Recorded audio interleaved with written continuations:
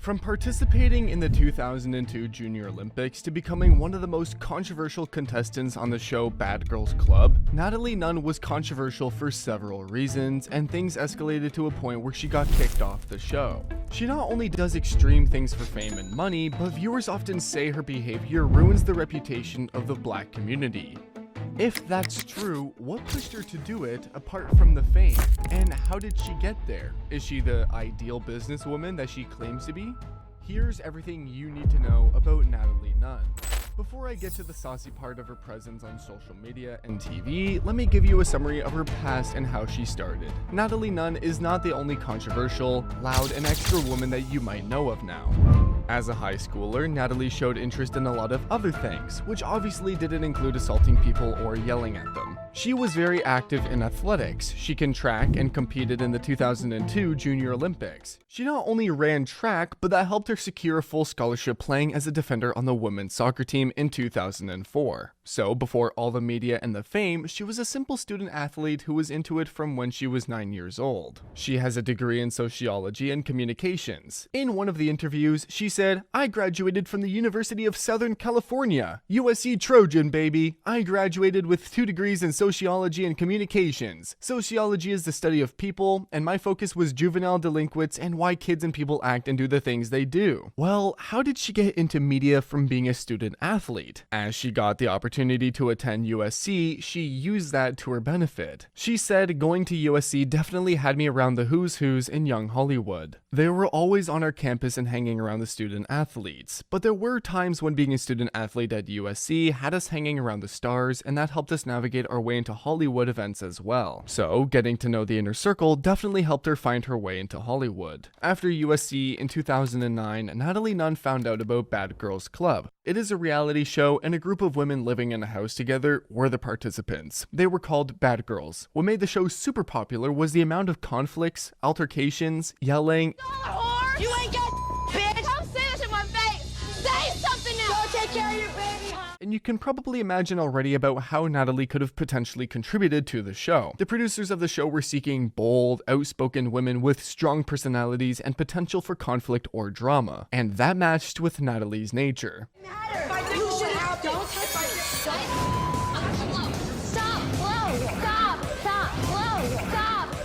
However, the casting process was not as easy as she thought it would be. She's described the casting process as very long and complicated, involving extensive interviews and even sociology tests, basically producers assessing personality traits and background to see if contestants fit the show's dynamic. I'm Natalie, I'm from Pleasanton, California, and I'm 24 years old. I'm a socialite.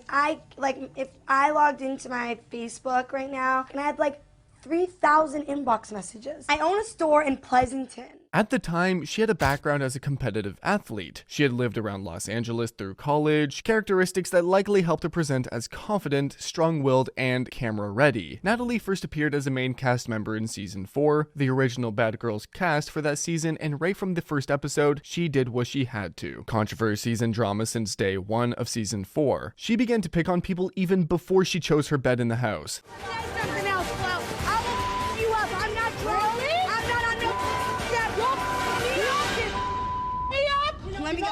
The first one yelling, Natalie, where the are you, you stupid bitch? Where the is she?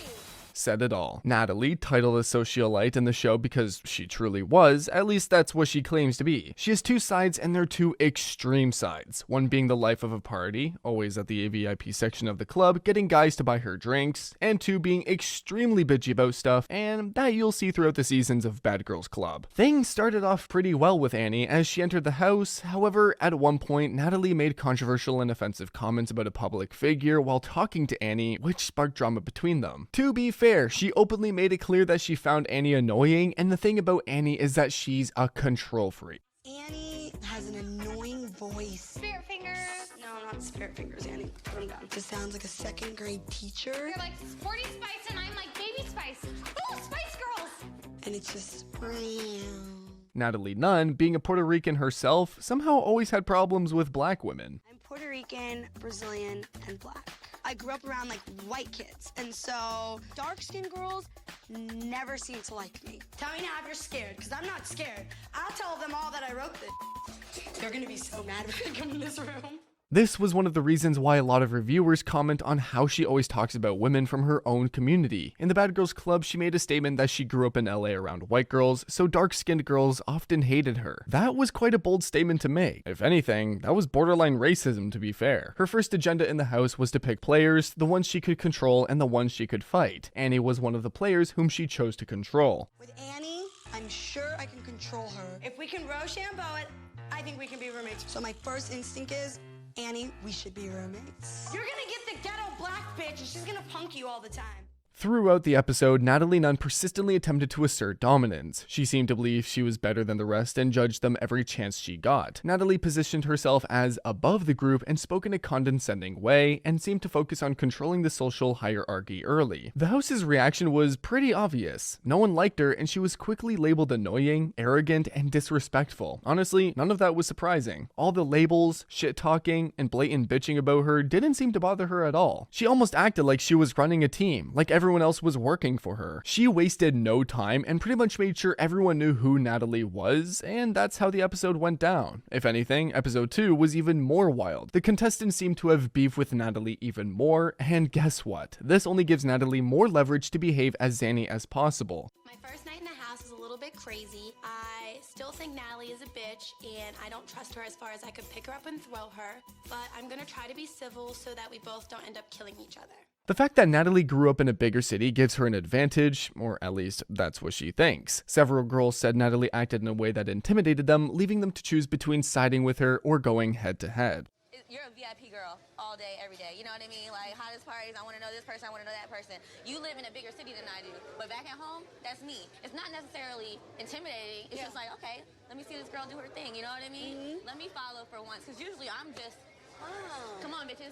You know, let's roll out. Gotcha. But like, I'm following now, so it's just something new. Let's talk a bit about the episodes. This season follows a specific formula, and each episode is built around how extra each participant can be, starting from their house life in general, nights out, conflicts, to consequences. Most importantly, the concept of trusting each other is out of the equation because their core motto was to sabotage each other. Kendra and Natalie somehow got along. I mean, we could definitely consider them to be one of the strongest alliances in the season, as a matter of fact. Natalie often treated Kendra like a partner rather than a target. She didn't talk down to her the way she did with Amber, Kate, or Annie. In confessionals, Natalie spoke positively about Kendra and described her as someone who could handle herself. Kendra, in turn, defended Natalie in several situations, especially when other girls criticized Natalie's behavior. One little thing anyone does, and it turns into a backbiting or a gossip session in no time. Just like how Natalie took no time to gossip about Annie making a bad turn near the gas station. Well, if you think this is all the show was about, you're wrong. Because off-screen the contestant revealed several behind-the-scenes secrets involving excessive verbal conflicts that allegedly led to mental health issues, lawsuits, and other darker matters, which we'll be covering soon without straying too far from our main topic. Natalie was also way too competitive with the housemates outside the house. When everyone was having a good time at the club, she swooped in and stole the guy away from Annie, who had been talking to him, definitely pissing Annie off. But clearly, there was nothing Annie could do except vent her disappointment during the confessionals. I'm enjoying my conversation with this gentleman, and Natalie is trying to, steal him away and have all of his attention focused on her. Natalie, you shouldn't do that. That's just not, you don't do that. That's not cool. 7 girls cooped up in a house, ready to explode on each other, and the worst is yet to come as the season progresses. And yelling at or even mocking Natalie didn't seem to earn anyone's sympathy. It got to the point where people were secretly kind of happy to watch her eventually crash over even the simplest things. She's from LA.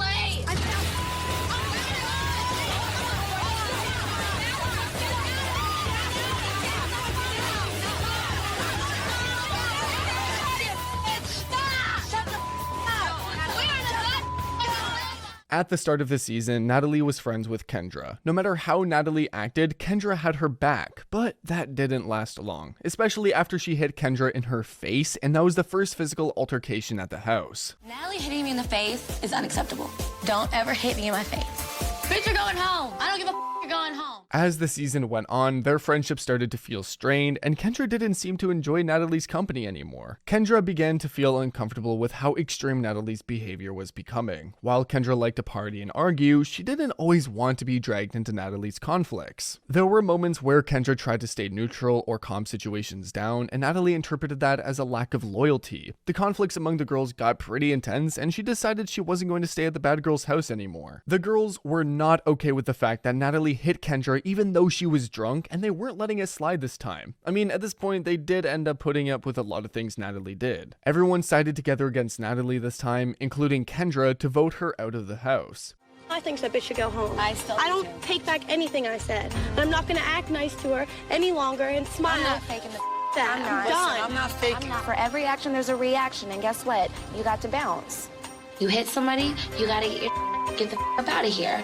We're not gonna tolerate that. So she needs to go.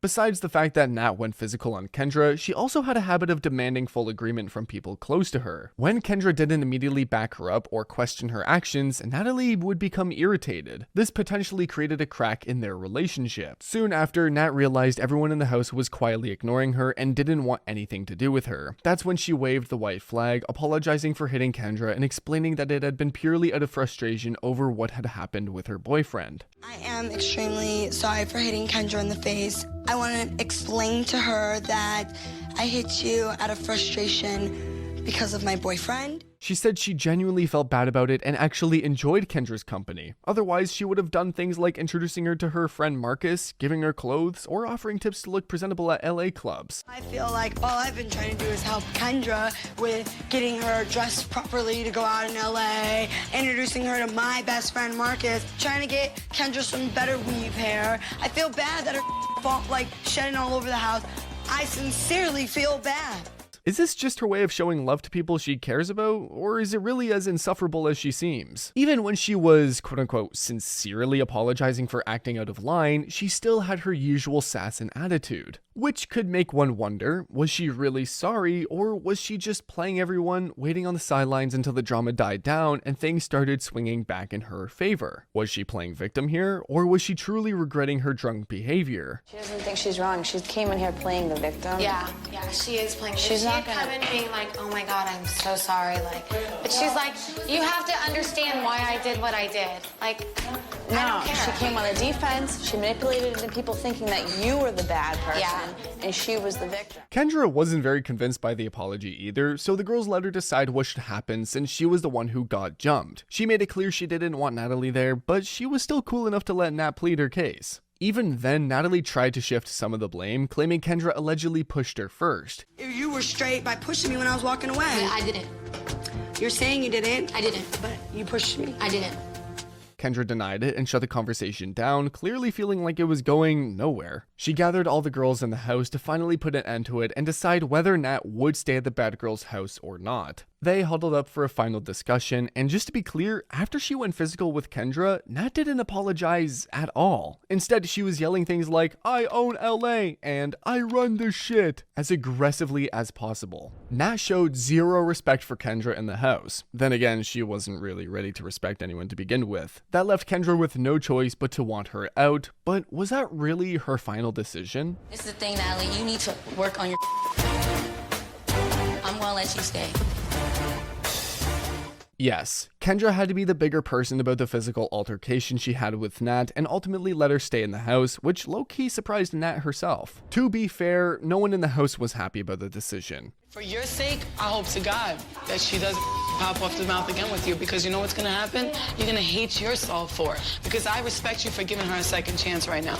But in the end, I hope you did the right thing for yourself. Being around Nat was anything but easy or enjoyable, and while Kendra could have done herself and everyone else a favor by sending her home, she didn't. The funny thing about that is, Nat actually stayed longer than you expect, and that definitely wasn't her only physical altercation at the bad girl's house. The label she picked up in the house, ranging from a rude woman to an evil witch, only kept getting worse. That alone pretty much summed up Nat as a person, and once again, it raised the question, was Nat acting that way just for attention and popularity with the audience, or was this really her true self coming out? Did Kendra really make a friend for life, or was this just content to stretch out a few more episodes? Either way, people in the house thought their friendship was fake as hell, almost parasitic, with both of them benefiting in their own ways. Kendra and Natalie's relationship is so fake. Natalie uses Kendra to boost her ego, and Kendra uses Natalie to get hooked up in the Hollywood scene. It's a sick relationship. Because of that, the mood in the house slowly turned against both of them, and the girls went to Crest without Nat and Kendra. Their own VIP section, no Nat swooping in on people's guys. Honestly, that was the night they'd been dreaming of. While all of this was going down, everyone in the house were planning to head to a club. Nat chose a club party for $100 and free drinks all night, and she got a lot of them convinced to head down there with her. However, Kate Mary made an offensive statement that got the whole house drop their jaws, and this Nat just needed one to fixate on.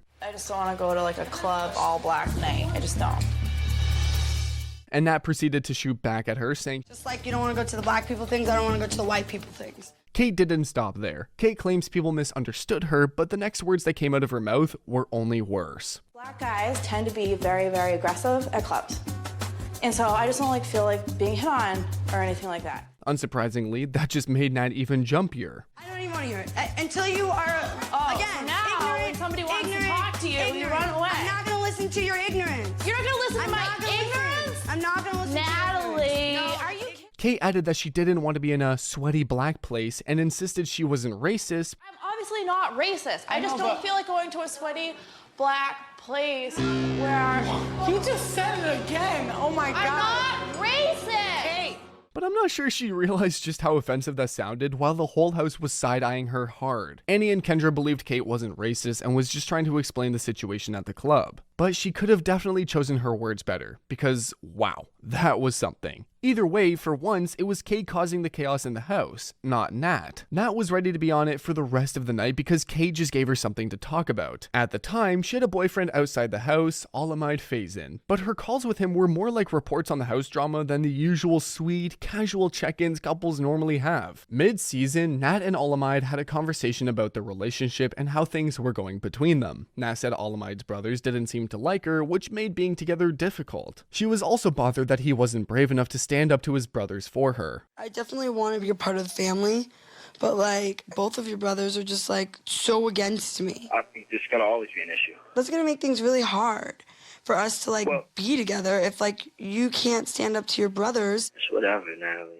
On top of that, the fact that people in the house seemed to share the same opinion about her says a lot. Now it was pretty clear that she didn't want to stay together if he wasn't willing to stand up for her. If you don't care that it affects me, then we shouldn't be together. And if you really love me, Alamide, you're gonna change. And because you're such a big part of my life, it's an issue. Why can't you fix it? Man. I'm really, really hurt.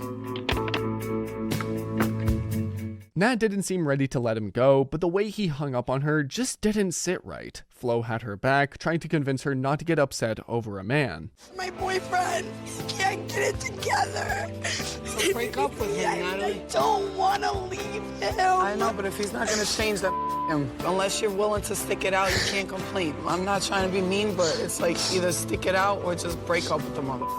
The new contestant, Lexi, didn't seem to have a good relationship with Nat, at least based on what she said in her initial confessionals. I know she is not the nice one at all. The questions Nat fired at Lexi were pretty wild for someone who had just entered the house, but hey, that's what the show is all about. Have you ever been in trouble with the law?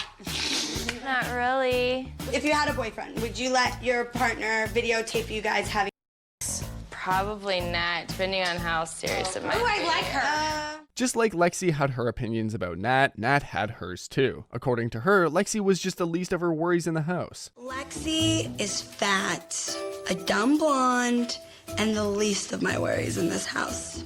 During that time, Kate and Nat had yet another altercation when Paul, Kate's boyfriend, came to visit. Nat claimed Kate had a problem with her being the life of the party, but was she just being full of herself like usual, or did Kate actually have a real issue with her? That Kate, all of a sudden, at the end of the night, she got bold about Natalie being the life of the party. She did. She got bold. And her boyfriend, her boyfriend probably wants to screw me.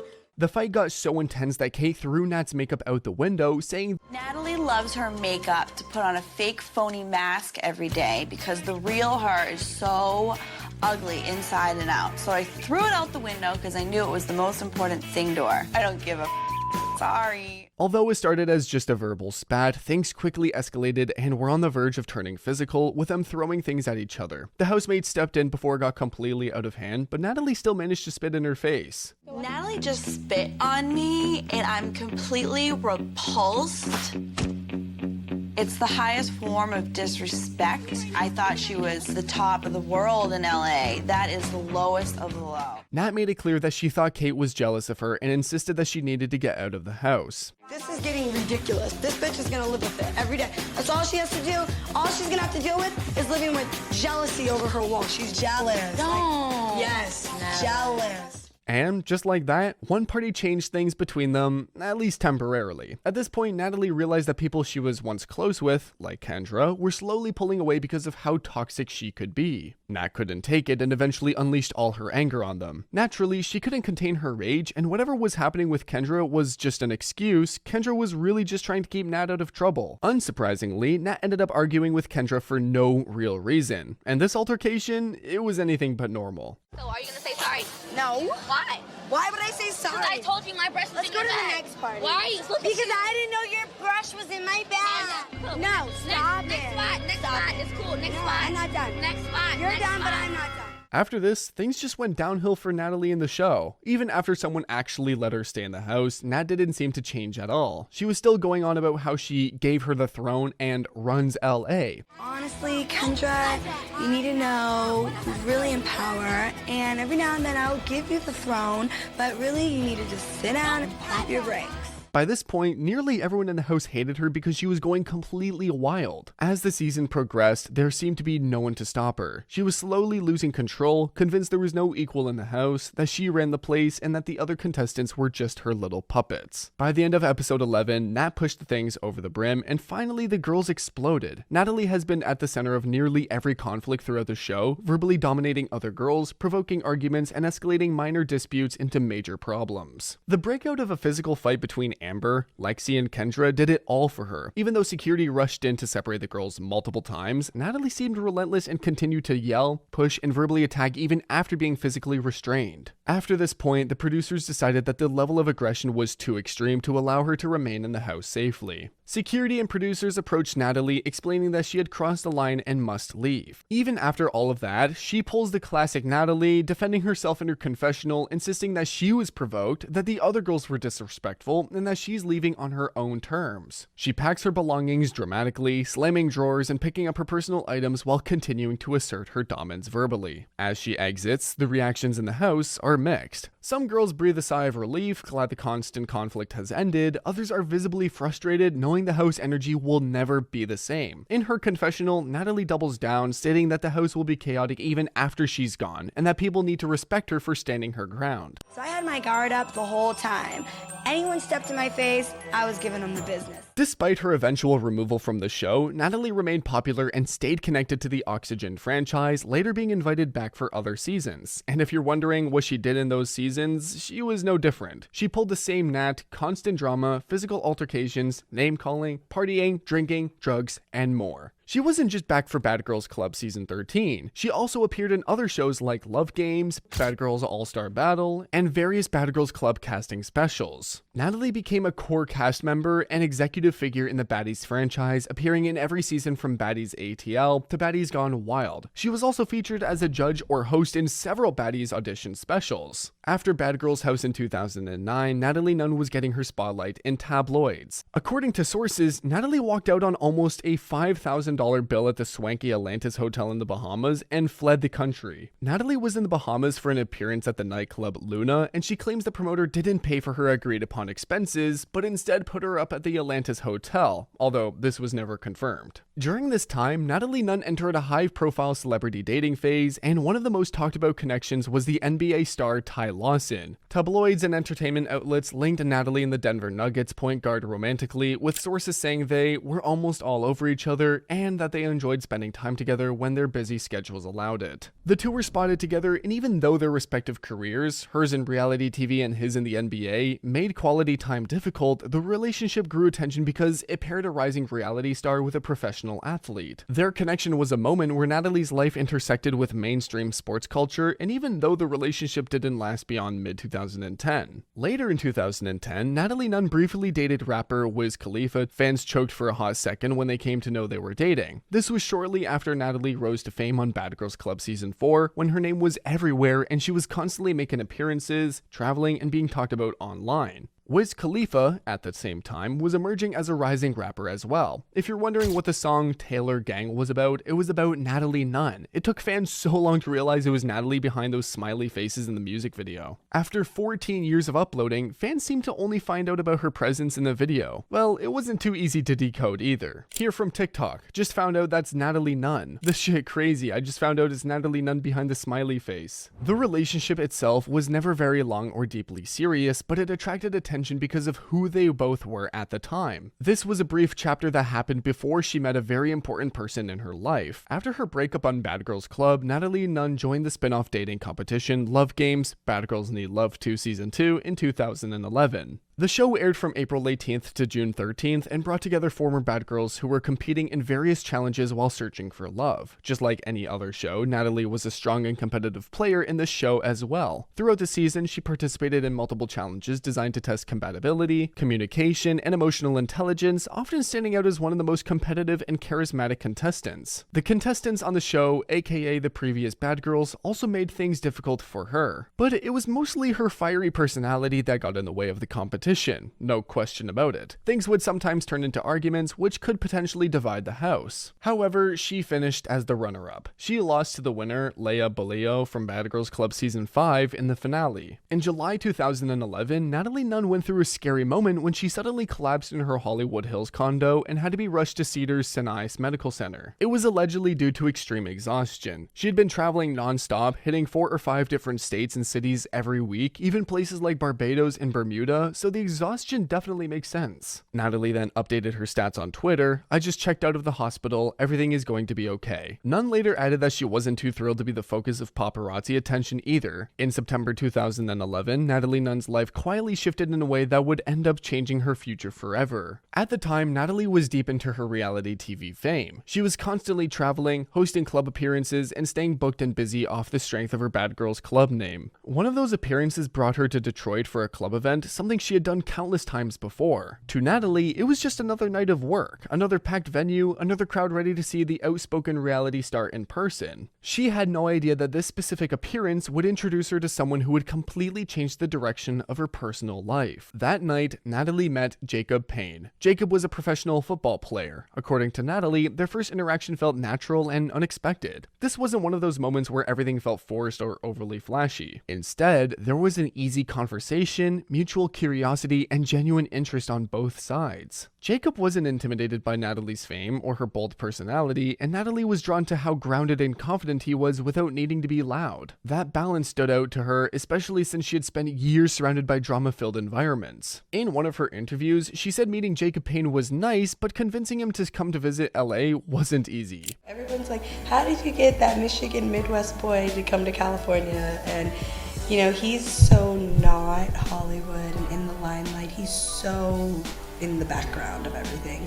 But he does a really good job with being involved as much as he feels that he wants to be. After meeting in September, they didn't rush anything right away, but the connection stayed strong. They kept in touch, talked regularly, and quickly realized that what they had wasn't just surface-level attraction. By October 2011, Natalie and Jacob officially began dating. For fans who had followed Natalie's public relationships before, this one felt different almost immediately. Natalie herself described it as more serious, more intentional, and more mature than anything she had ever experienced before. What made their relationship stand out was how quickly Jacob became a stabilizing presence presence in Natalie's life. From having to beg men for standing up for her and giving her the attention and support she needed, Jacob was her answer to everything she'd ever needed. As the relationship progressed, Natalie began opening up more about her personal life, something she hadn't always done sincerely in the past. She talked about wanting stability, real love, and a partner who could support her without feeding into drama. He supported her career but didn't try to control it. He understood her ambition while also encouraging her to take care of herself, especially after the intense burnout she experienced earlier that year. Over time, Natalie would later credit meeting Jacob as one of the most important moments in her life. What began as a chance meeting at a club event turned into the foundation of a long-term partnership. Unlike her previous relationships, where things weren't official or lasting long, Nat and Jacob were going strong even after a year. In April 2012, Natalie Nunn reached a major milestone in her personal life when her boyfriend, Jacob Payne, proposed to her during a vacation in Negril, Jamaica. It was an intimate proposal that made it memorable for her. Just months later, this proposal would lead directly to their wedding, marking the beginning of a new chapter for Natalie, one centered on marriage, family, and a more settled personal life. Natalie says the real turning point happened because of Tanisha Thomas from Bad Girls Club. Jacob was actually Natalie's date to Tanisha's wedding, and that night ended up being their very first real date. Tanisha met Jacob at the wedding and immediately zeroed in on him.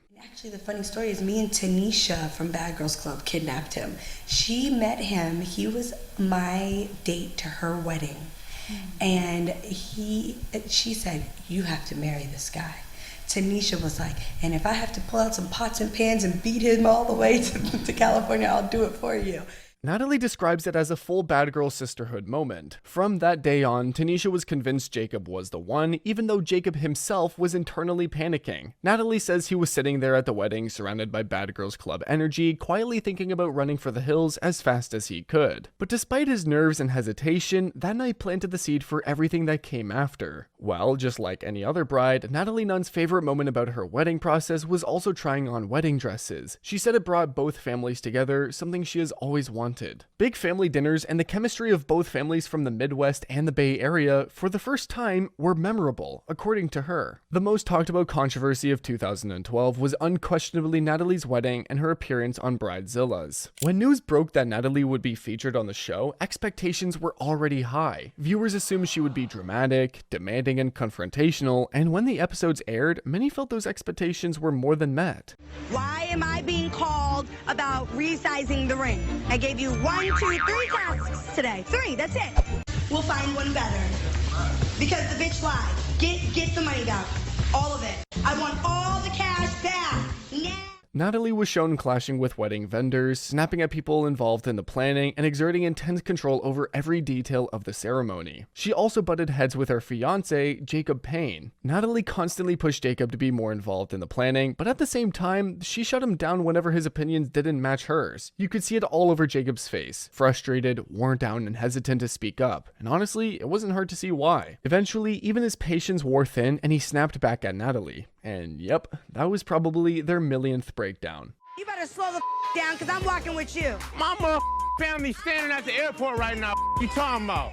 Jacob, you're so whack. I will never talk to you again. What fueled the controversy was not just her behavior, but the perception that she was deliberately leaning into the villain role. Critics argued that Natalie exaggerated her reactions for the screen time. The audience reactions were quite harsh, like how it was in Bad Girls Club, regardless of her popularity. People accused her of disrespecting her husband, embarrassing her family, and using marriage as a career move rather than a genuine commitment. Natalie, on the other hand, defended herself by saying she was being authentic and that Bridezilla's was designed to highlight stress and conflict. Around the same time, Natalie's appearance on Tanisha Gets Married added fuel to the fire. As a bridesmaid for Tanisha Thomas, Natalie was expected to be supportive. However, the viewers noticed the ongoing Cold War in the bridal party. Natalie's assertive personality once again dominated the screen. This led to a broader conversation online about whether Natalie could exist in any space without turning it about herself. Another part of the controversy in 2012 was about the speed and visibility of her relationship with Jacob Payne. Natalie met Jacob in late 2011, got engaged in early 2012, 2012 and married him by May. The fact that her wedding aired on Bridezilla's and overlapped with Tanisha Gets Married only intensified the backlash. Natalie consistently denied that narrative, insisting the relationship was genuine and that cameras were simply documenting her real life. However, the overlap between romance and production didn't sit right. The Tanisha connection ultimately remained intact. Rather than breaking friendships, the wedding solidified the bond between Natalie, Tanisha, and Jacob. Tanisha later publicly stated that she always knew they would end up together, even when Jacob initially seemed overwhelmed by the bad girl's energy surrounding him. Well, that was only part of Natalie and Tanisha's beef. Their friendship and feuds actually go way back to when they first met on Bad Girls Club, ATL. 2 years after her wedding, Natalie made a major return to Oxygen when she joined Bad Girls All-Star Battle Season 2, and this appearance quickly became one of the biggest moments of her career. In the season, Natalie wasn't the usual rude, extra, and aggressive. Instead, she entered the competition with a completely different mindset. From the very beginning, it was clear she came to win, not just to make noise. Unlike her very first All-Star Battle appearance, Natalie played a much more calculated and strategic game. She paid close attention to the social dynamics in the house and understood early on that alliances would be the key to surviving week after week. Rather than relying solely on physical strength or intimidation, she focused on relationships, conversations, and positioning herself safely within the power structure of the house. Natalie formed alliances early, carefully choosing people who could benefit her long-term game. She made sure she was rarely the main target, often redirecting attention toward other competitors. One of the biggest changes in Natalie's approach this season was how she avoided unnecessary physical confrontations. After being kicked off a show for past altercations and always trying to boss the house, this time she focused on understanding and connecting with the other contestants rather than being her usual self. She picked her battles carefully and often stayed calm when arguments erupted around her, which helped her steer clear of penalties, disqualifications, or getting voted out for being too volatile. Throughout the season, Natalie often had influence over group decisions. Whether it came to voting, targeting certain players, or protecting allies, her voice carried weight. She didn't always win challenges herself, but she made sure she was aligned with people who did. This allowed her to stay protected while others took risks or became visible threats. Even though Natalie Nunn was far less explosive during Bad Girls All-Star Battle Season 2 than she had been in previous years, accusations of bullying quickly resurfaced. While she wasn't physically fighting or screaming like she had in her early Bad Girls Club days. During her time on Bad Girls Club, as popular as she was, people had plenty to say about her behavior, especially the fact that she kept getting into beefs with girls a lot younger than her. Not only that, but the fact that she made racist remarks toward dark-skinned girls, as mentioned earlier, caused significant backlash. But as horrible as she could be, she's undeniably reality TV material. From running track to becoming a celebrity, she built herself in a way that people couldn't help but watch her, even if they hated her. I mean, we're making a whole video about her. Would we even bother if she hadn't been that controversial? People love their favorite villains on TV, and for a lot of viewers, she was definitely one of them. The comments about her behavior on the show were something like this: awful person, incredible reality TV personality. Can't stand her, running around fighting with girls half her age. Hate to admit it, as horrible as she really is built for TV and entertainment. Later in 2016, Natalie Nunn took on a project that was very different from anything she had done before. After years of being known for her explosive personality, fiery clashes, and a bossy presence on reality TV, this time she agreed to appear on a show that was meant to be different and healing than her usual go-to reality TV show. That show was the Mother-Daughter Experiment Celebrity Edition on Lifetime. Unlike Bad Girls Club or All-Star Battle, this wasn't about physical fights, competitions, alliances, or cash prizes. This was about healing, relationships, and most importantly, the emotional bond between mothers and daughters. The concept of the show was simple. Celebrities and their mothers were invited to live together in a therapeutic setting for several weeks. The goal wasn't fame or drama, at least not officially, but to work on unresolved issues, improve communication, and confront patterns of behavior that had strained their relationships. The show paired Natalie with her mother, Karen Nunn, and the cameras followed them as they participated in therapy sessions, confrontational exercises, and structured group activities. Right from the start, it was clear that Natalie and Karen had a dynamic that was unique, intense, and complicated. What made their dynamic interesting wasn't just conflict, though there was plenty of that. It was the tension between love and frustration, between pride and misunderstanding, between support and criticism. Karen, on her part, wasn't afraid to share her perspective. She confronted Natalie about decisions she had made over the years, times when Karen felt left out or unappreciated, and moments when she wished Natalie had been more open or vulnerable with her. Their conversations weren't always smooth. What made the mother-daughter experiment particularly compelling, though, were the interactions between Natalie and the other cast members. One of the most talked about clashes involved Heidi Montag and her mother. Heidi, known from The Hills, brought a very different energy to the show. Well, they didn't turn abusive and physical. Rather, the reactions turned out a tad emotional, if anything. It wasn't just Heidi's arguments being ugly, but also something she did that honestly disgusted everyone in the show. She not only entered the show completely drunk, but also immediately got head-to-head with Natalie Nunn. Not only that, but she also yelled at her mother, scolded the show's therapist, and yes, ended up puking all over the hallway. Yep, the mother-daughter experiment eventually turned into a hot mess. By the time the mother-daughter experiment wrapped up, Natalie and Karen had not magically healed every wound or resolved every issue, but there was progress. They had engaged in honest conversations they might have never had otherwise. There were apologies, acknowledgements, and shifts into how they communicated. In late 2016, Natalie Nunn publicly announced that she and her husband, Jacob Payne, were expecting their first child. When Natalie Nunn was pregnant with her daughter, Journey, she opened up in an interview about what the experience had been like so far, and it wasn't all sunshine and rainbows. She admitted that the pregnancy was rough in the beginning. Between being on TV, filming another season, and managing her personal life, there was a lot of stress. She described the early months as full of ups and downs, with some personal issues adding to the challenges. Despite all that, she remained optimistic, joking about her hopes for the baby. She said she was looking forward to having some cute little bad kids running around, and even joked that she hoped it wasn't a girl. She didn't want to deal with having two Natalies in the house. How has the pregnancy been so far? It's Are been you rough. excited? Well, no, it was rough in the beginning. We had a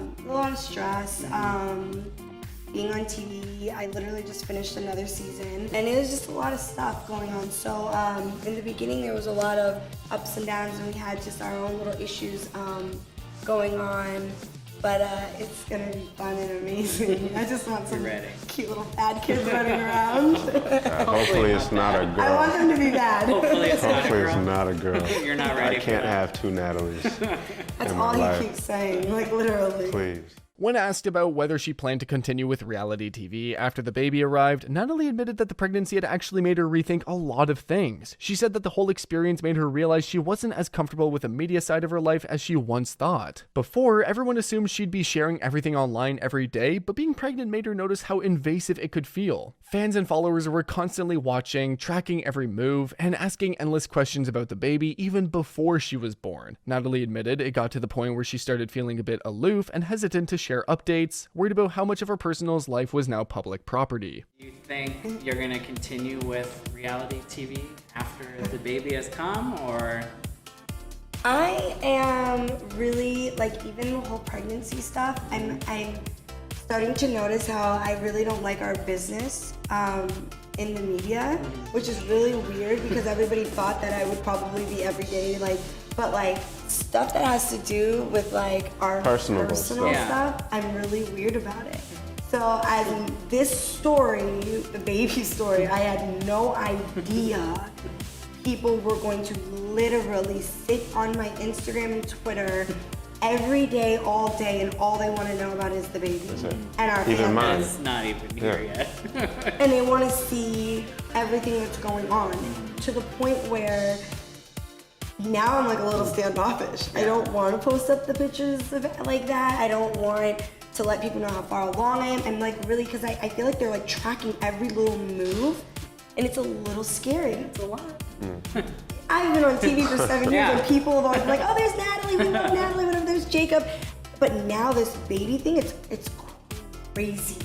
So you definitely. She also mentioned how having a baby comes with a bunch of concerns. She worried about the impact of cameras on her child. Even managing her pregnancy in the spotlight was allegedly difficult. Natalie explained that even routine activities like going to the grocery store felt strange now. People weren't just recognizing her, they were noticing her baby bump and commenting on it, which made her feel exposed in ways she hadn't experienced before. Now I'm a little, the grocery store, they used to be like, oh, like, you know, the girl from, she picks up us weekly and when she comes in and buys groceries. Now they're like, her baby bump was a little bit bigger, a half a centimeter. I'm like, what? It's really weird. So it's a weird business to be in. Natalie also talked about balancing family expectations. Jacob Payne's family, being from the Midwest, was less accustomed to living life under the camera's gaze. She had to coach them on how to handle questions, what to share, and what to keep private. She emphasized that this was now their real life, and they wanted to protect it as much as possible while still navigating public attention. In 2018, Natalie Nunn took her reality TV career international by joining the UK version of Celebrity Big Brother. From the moment she entered the CBB house, Natalie quickly became one of the most talked about cast members. To be fair, she stood true to her reputation, just like how she did in Bad Girls Club. She definitely went head to head with the contestants at the house, and for the international audience, she probably seemed a little too aggressive. At least that's how people felt. And you'll know why. One of the most talked about aspects of Natalie Nunn's time on Celebrity Big Brother UK was her clashes with other housemates, and none were more notable than her interactions with Gabby Allen. Unlike US reality shows, the UK version is structured a bit differently, and Gabby, a well-known reality TV figure in the UK, was basically the English version of Natalie. Naturally, they constantly rubbed each other the wrong way. To be fair, their conflict wasn't about drama for drama's sake. It was about tone, approach, and the fact that they just didn't get along, especially since they were confined to the same space 24/7, unlike Bad Girls Club where you could just leave the house. It wasn't just about one-on-one conflicts either. Natalie's clashes with Gabby often affected group dynamics in the house. Some housemates sided with Gabby since Natalie does become overwhelming at times. Natalie Nunn's time on Celebrity Big Brother UK was short but intense, and a big part of that intensity came from how quickly she found herself nominated and eventually evicted. The nomination process on Celebrity Big Brother UK is largely controlled by the housemates in the early weeks, and it's where social dynamics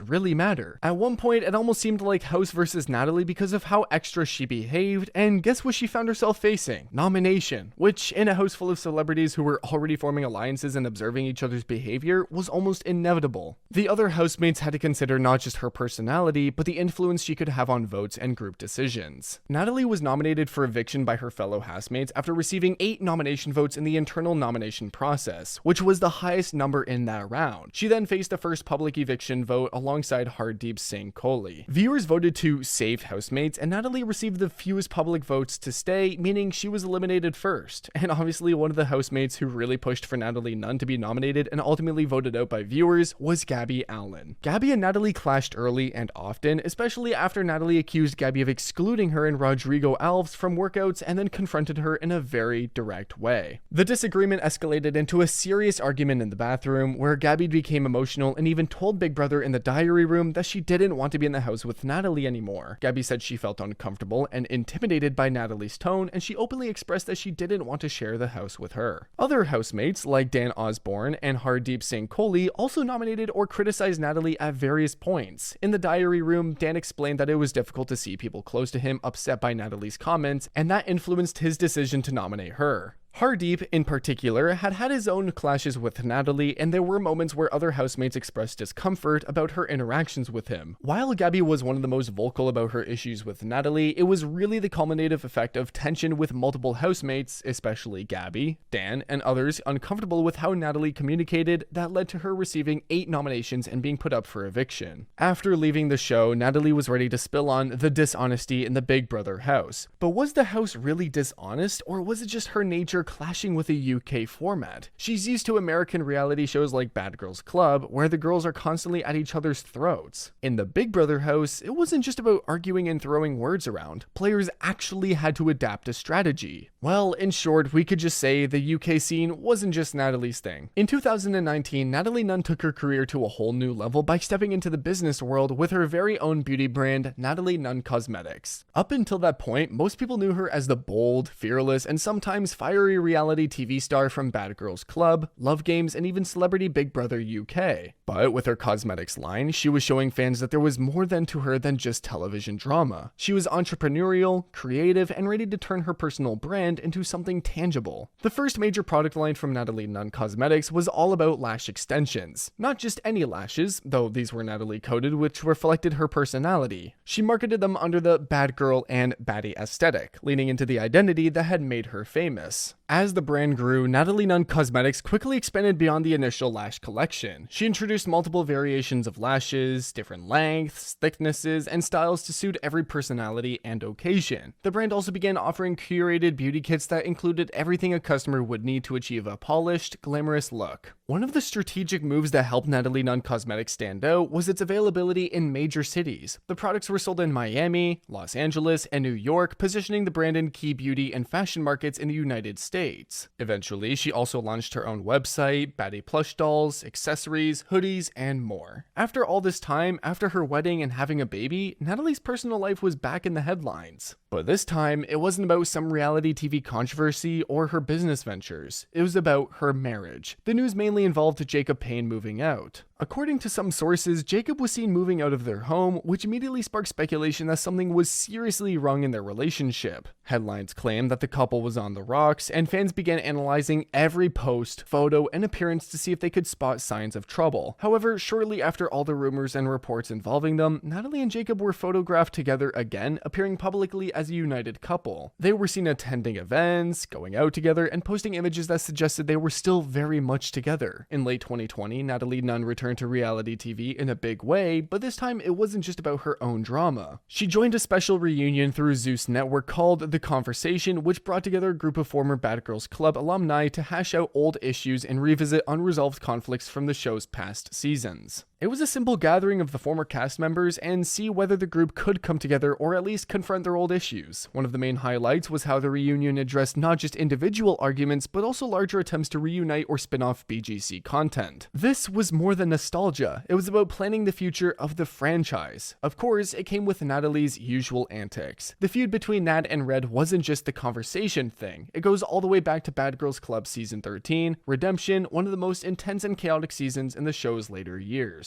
The feud really exploded into full conflict after a confrontation involved another housemate, Camilla Poindexter. Red confronted Natalie about what she saw as Natalie's behavior toward Judy, another castmate, accusing Natalie of manipulating situations and not being sincere. Their back and forth grew more heated, and things eventually got out of hand. And I'm trying to be the bigger person, even though you clearly are the bigger person.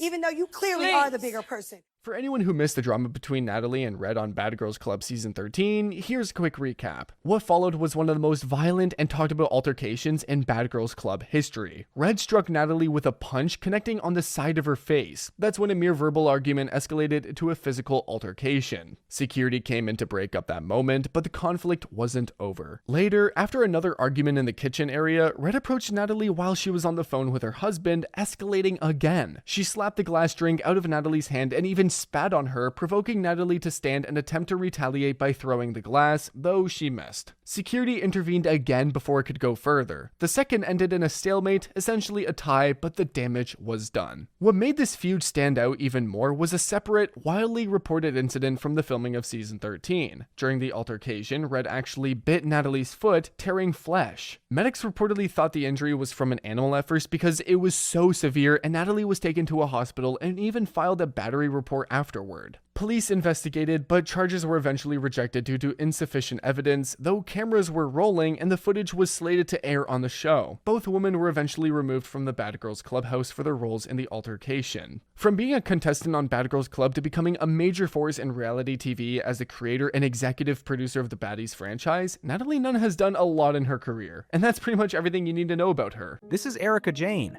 the star, the enigma, and the seemingly untouchable housewife who dazzled the world with diamonds, private jets, and custom designer outfits for nearly 2 decades. She sold herself as a hustler who arrived in Los Angeles chasing fame and recognition, determined to turn ambition into stardom. And somehow, against all odds, that hustle led her straight into the arms of one of the most powerful and wealthy attorneys in Los Angeles.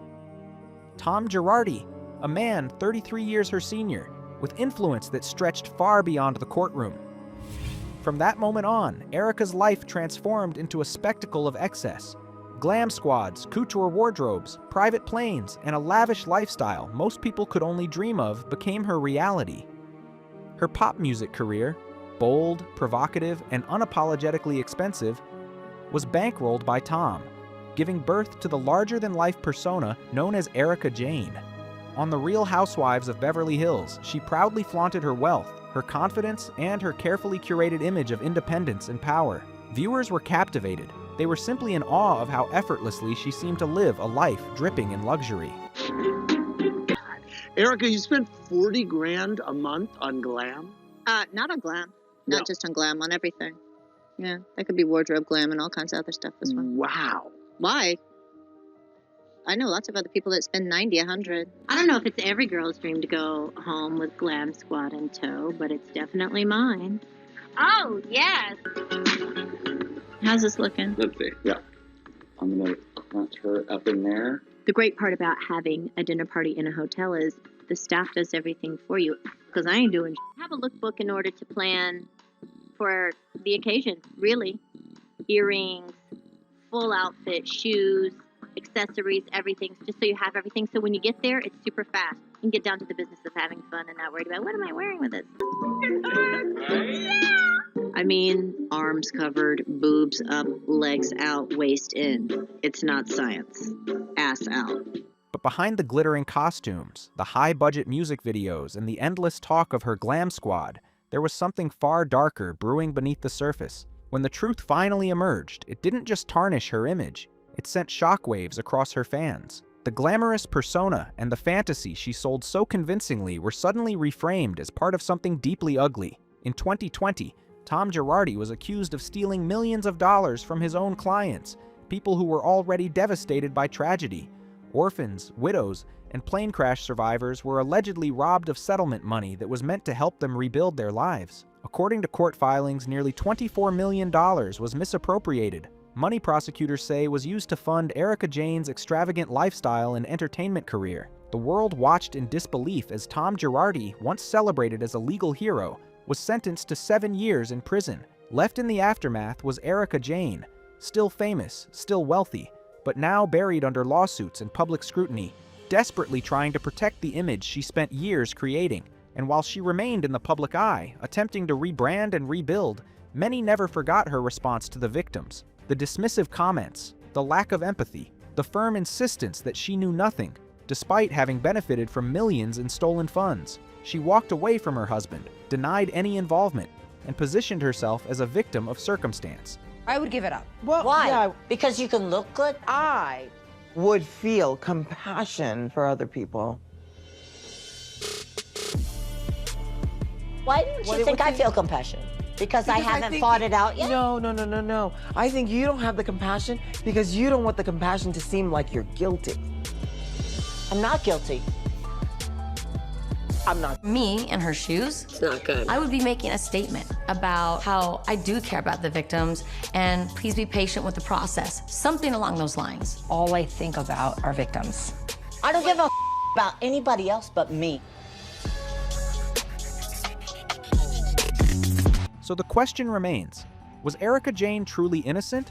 Or is this the story of a spectacular fall from grace? Was she blindsided by her husband's crimes? Or was she complicit in a system that thrived on exploitation? And is there more to this story than what she wants the public to believe? In this deep dive, we're going to examine it all. So brace yourselves, because we're diving headfirst into the rise and unraveling of Erika Jayne, the richest housewife who was exposed, disgraced, and still had the audacity to play the victim. So, let's get into it. So, before Erika was Erika Jayne, or even Erika Jayne, she was Erika Chahoy. She was born in Atlanta, Georgia, on July 10th, 1971, to her mother, Renee Chahoy. Erika has said that her mother had her very young, and that her biological father exited their lives when she was only 9 months old. She was raised primarily by her mother and only reconnected with her father later in life, after she had already become an adult. That relationship, by her own account, never fully developed into anything close or meaningful.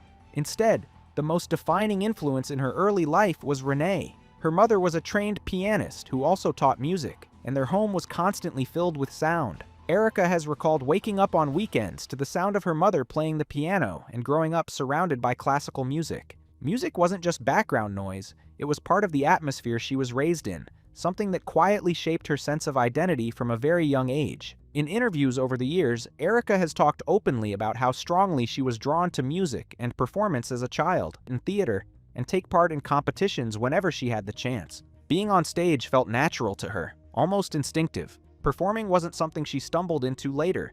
It was something she gravitated toward early on, long before fame or money were even part of the equation.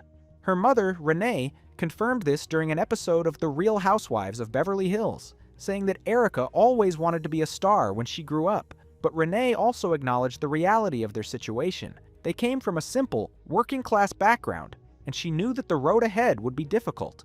I was a middle-class kid from Atlanta, Georgia. I had big dreams and I wanted to make them happen. She used to say, I'm going to be a star when I grow up. But I knew the road was going to be hard. In many of her later interviews, and repeatedly on her reality show, Erika has spoken about having a tough childhood. She has described her mother as extremely strict, often emphasizing that Renee was only 18 years old when she had her. According to Erika, that strictness wasn't subtle. It was rigid, demanding, and emotionally heavy. She has said that her mother's overtly strict behavior deeply shaped her personality and played a major role in turning her into the guarded, controlled person the public would later come to know. If you watch Erika on The Real Housewives of Beverly Hills, this emotional distance becomes noticeable. She consistently maintained a guarded persona, something her castmates frequently pointed out. The other housewives often discussed how cold, reserved, and closed off she seemed when it came to her personal life. Erika herself explained that much of this behavior stemmed from her emotional conditioning as a child. One of the most revealing moments came during a heart-to-heart conversation between Erika and her mother on the show. In that episode, Erika openly expressed how her upbringing had affected her, and Renee apologized, acknowledging that she may have been too hard on her daughter. This makes it very final to come see this. I think crossing over, Don't you know you how to miss talk them? about that? Of course I do. I miss them. But see, I talk to them every day. I really didn't want to cry today. You didn't cry when you were a kid either. Nope. I think sometimes you treated me like an adult when I really wasn't ready. Right. Yeah, so. For a long time, I thought, well, am I being, am I overreacting? Is this, no, my mother was hard on me. And I think that had a lot to do with the fact that we're very was a young mom. You know what? And I know you were under a lot of pressure, and you know you were raising this kid and stuff like that. So I know that you didn't do it with bad intent, but it was hard. But it made you a tough old bird, didn't it? Is that what it did? Yeah. I get accused of being cold because I don't cry. No. You're not cold at all. Being raised like that, I have very little patience for crybabies and, oh my God, and people that I feel need a lot of support and hand-holding. It makes me not like them. Are you kidding? I know who you are. The sweetest girl in the whole wide world. Thank you, Mommy. Thank you. Yeah. For my mother to admit that she was hard on me meant the world, really. And it kind of confirms the fact that what I thought was happening was really happening. Today, Erika says she shares a strong bond with her mother and often refers to her as her confidant. But as a child, she admitted that she felt an even stronger connection to her grandmother. That relationship provided comfort and emotional grounding during a time when her home life often felt tense and overwhelming. In one older clip, Erika can be seen explaining how her father's leaving also affected her mother's mental state, making it difficult for her to fully focus on raising a child. She recalls a moment from her childhood when she saw her mother crying alone on a porch. Even at a young age, that image left a lasting impression. Erika has said that in that moment, she promised herself she would never be like her mother, that she would never give any man the power to make her cry. Do you only just trust your husband? No, I have a couple of friends that I do, but they're very few. My mom sometimes was so trusting and so open, and she got hurt a lot. I remember my mother, she was in a purple polo and navy shorts. She was sitting in our den and she was crying, so hurt and so devastated that this man had left her. I just grew up very, controlled. And I remember in that moment looking at my mother saying, I'll never be like that. I'll never be that weak. But when you meet new people, because you must, you're... Well, we already know. Everyone always says that I'm guarded and controlled. Everybody's entitled to be how they yeah, are. It doesn't mean that I'm not sympathetic or empathetic or that I don't hear you or that I don't relate. It just means that when it comes to me sharing back, I watch and I measure. My mother was very hard on me when I was a child. I think she was raising me how the world was treating her. Have you been hurt? Well, not necessarily that. I just grew up that way. I think it was all with good intention and a little bit of impatience and a little bit of being a single mom and a little bit of being overwhelmed.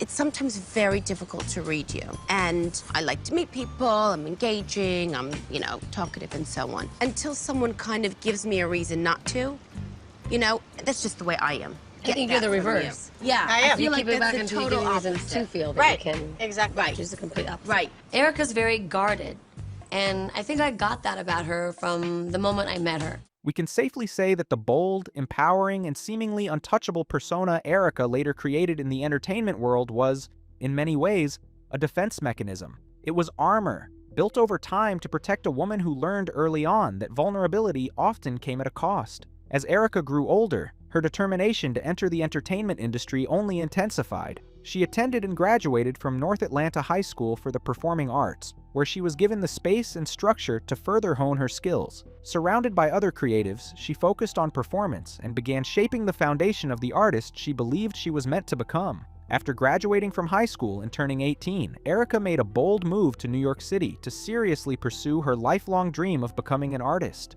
But like countless aspiring performers before her, the reality she encountered was far from glamorous. Opportunities were scarce, rejection was constant, and survival often came before ambition.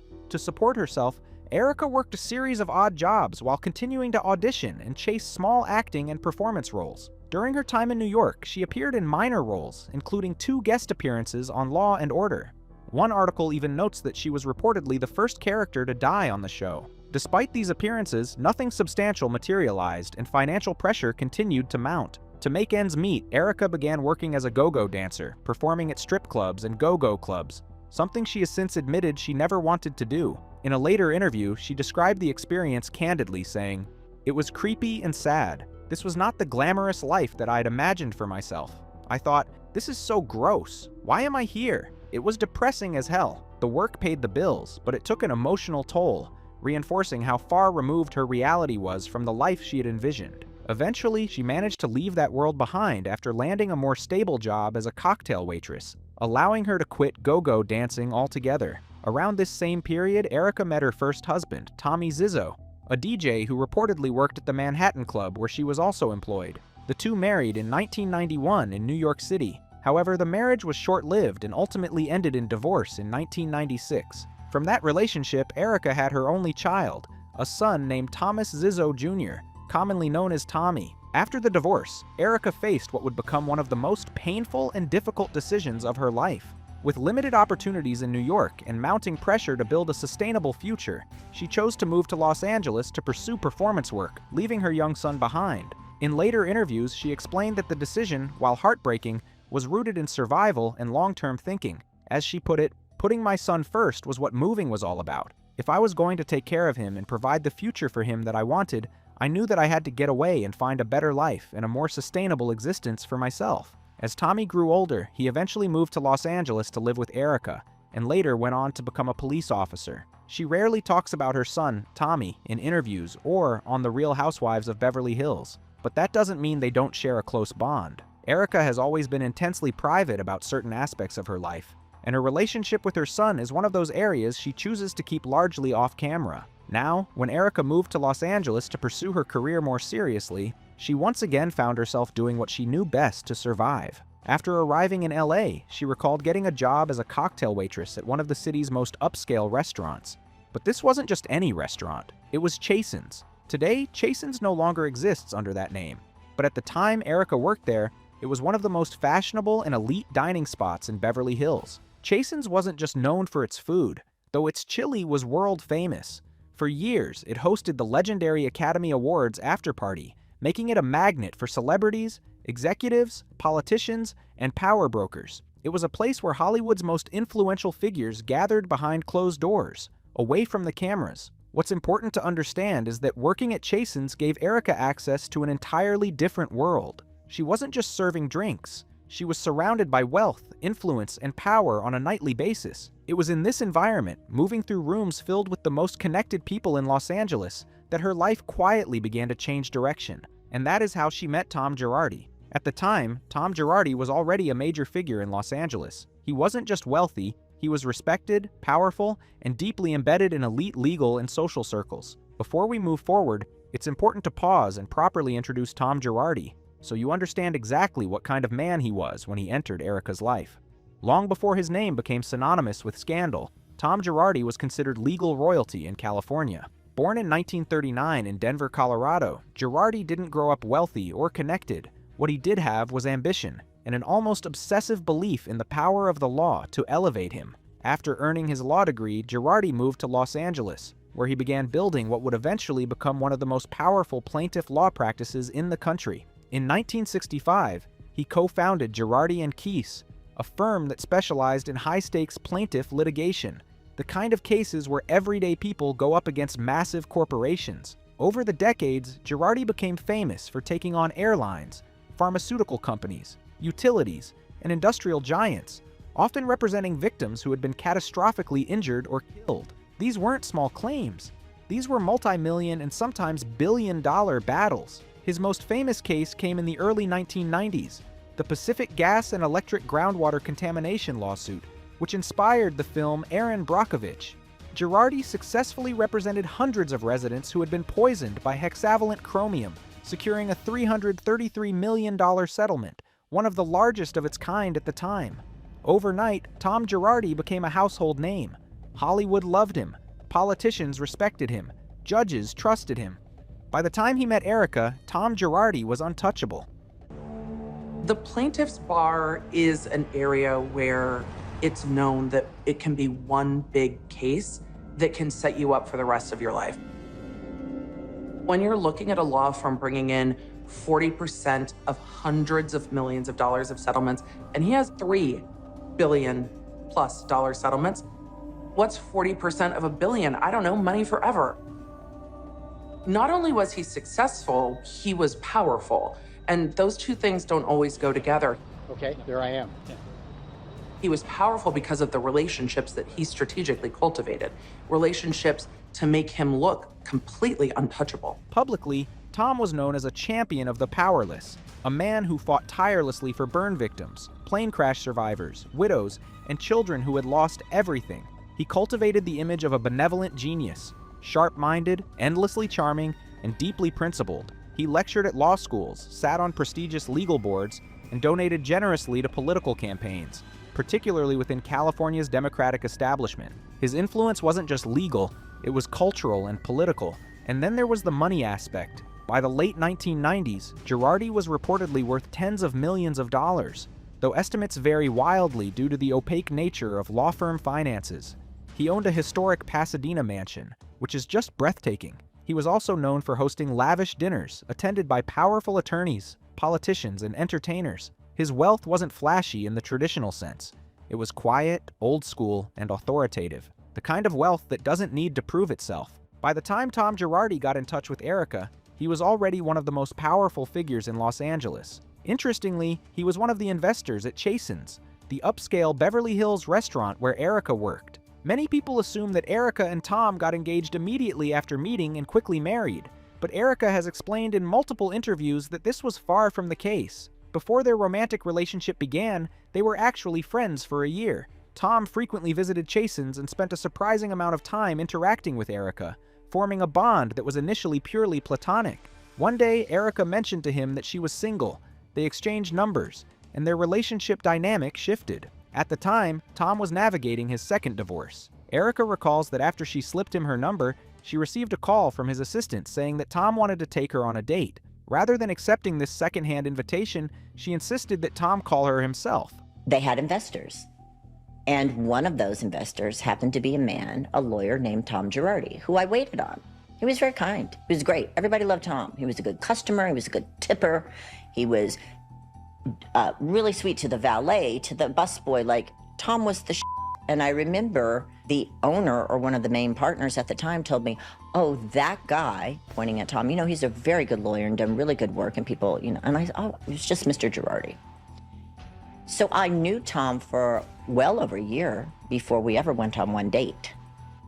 And then after we went on a date, we were never really apart after that. Well, so talk about how you ended up on a date in the first place. Well, I remember standing, at that time, the upstairs was a private dining room. It's now just the dining room. There was a fireplace there, and I was dating someone and had moved out in the Valley in North Hollywood. Look at you. So look at me now. I'm just a f***ing circle.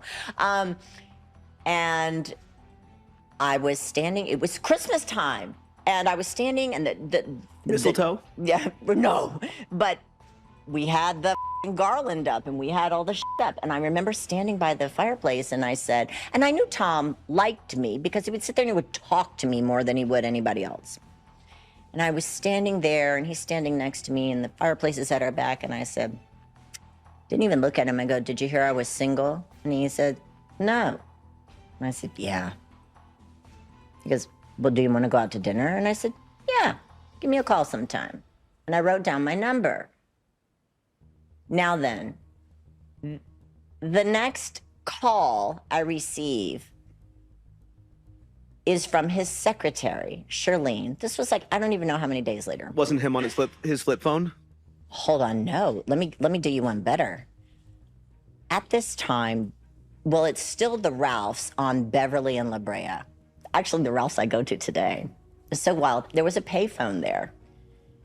And I whipped in. I don't know why I used the payphone. But I remember Charlene calling and saying, can you meet Mr. Gerardi for dinner tonight? And I said, no, I cannot. And if Mr. Gerardi wants to take me out, he can call me in advance himself. Thank you very much. And I hung up the phone. I didn't hear from Tom. So I'm working. It's Christmas. And in walks Tom like a week later, goes, you've been ignoring me and not taking my calls. I said, no, you haven't called me. You had your secretary call me. He's like, well, are we going to go to dinner or not? I said, well, this is what I was waiting for, was you to ask me. And we did. And he took me to Paponi's over on Barrington. Of course. That direct personal interaction marked the beginning of their romantic journey. Within 6 months of knowing each other, they were engaged. And by the end of 1999, they quietly married. Erika has shared in interviews that her life changed completely after marrying Tom. She arrived at his home with very little, both materially and professionally, but Tom became more than a husband. He became her mentor. According to Erika, he taught her about life, politics, and navigating complex social networks. When I first moved in with Tom, I showed up with 2 garbage bags full of clothes in my car, and my life became his life. I admired him. He was a bright man. Tom was a mentor to me. I went to him with all of my insecurities, questions about life, questions about finance, questions about politics. You have to have someone in your life that you go to that you trust. And for me, that was my husband, Tom. Their marriage stunned the public for several reasons, most notably the 32-year age gap. Many critics assumed Erika married him solely for money, questioning why she would wed a man decades her senior. Erika, however, has consistently stated that she was drawn to Tom's intelligence, charm, and personality, and that their marriage was based on love, not financial gain. Although Erika did not immediately pursue her entertainment career after marrying Tom, she embraced the luxurious lifestyle she had always dreamed of. She attended elite parties, hosted lavish dinners, and performed the role of the perfect trophy wife with precision. Yet, her ambition to become a star never waned. By 2007, she decided to launch her music career with the hit single Roller Coaster. Erika has said in interviews that the idea to reinvent herself and pursue a pop music career came after receiving a postcard from her former high school classmate Travis Payne, a world-renowned choreographer who had worked with major artists like Madonna and Michael Jackson. Erika reached out to Travis, and together they formulated a plan to launch her as a dance pop star. This collaboration was strategic. Travis's expertise in choreography and stage performance helped shape the Erika Jayne persona, blending high glamour, bold visuals, and polished club-ready performances. The success of Roller Coaster marked the first step in what would become a string of Billboard Dance Club chart-topping singles and cemented her image as a daring, glamorous pop icon. This was the moment Erika dropped the name Erika Jayne and fully embraced the persona of Erika Jayne, a carefully crafted identity designed solely for the entertainment world. In later interviews, she explained that the idea came from producer Peter Rafelson, who told her that Jayne was the only name that flowed with Erika. From that point on, Erika Jayne became more than a stage name.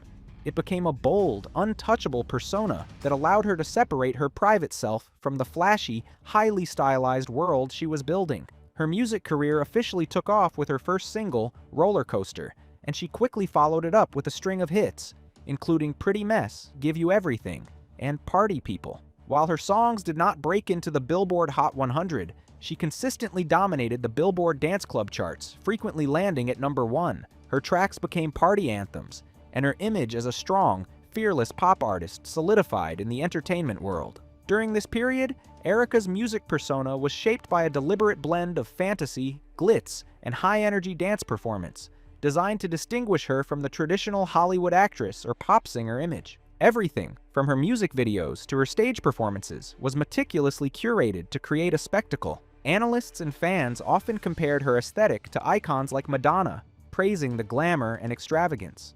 Interestingly, the birth of Erika Jayne was made possible by Tom Gerardi, who reportedly funded millions in production costs to support Erika's ambitions. One dance video alone was said to cost hundreds of thousands of dollars, while Tom also leveraged his influence to connect her with key figures in the music and entertainment industries, helping her secure stage spots at major events. Essentially, her early professional success was built on a combination of her own talent and Tom's financial backing and industry connections. As Erika Jayne's career gained visibility, her press persona became just as important as her music. From the beginning, she never tried to appear relatable or understated. Instead, she leaned fully into excess and glamour, making her wealth a central part of her brand. In interviews, magazine features, and later on the Real Housewives of Beverly Hills, Erika openly flaunted her lifestyle. Private jets, designer outfits, and luxury events were standard topics. At one point, she famously claimed her glam squad cost $40,000 per month, a figure that went viral and cemented her reputation as one of the franchise's most extravagant housewives. Erika walked out to her song, it's called Expensive. Yes. And I love your unapologetic way of being so rich. Thank you. So it has been said that you spend $40,000 a month to keep this all together. That is true. It can get there for sure. What do you buy? Well, I mean, what I have on. I look good. It's hair, it's makeup, it's wardrobe. Yes. And then those people that help facilitate that. They're not cheap. Yeah. Private planes. Yes. What about them? Do you mostly public or do you mostly private?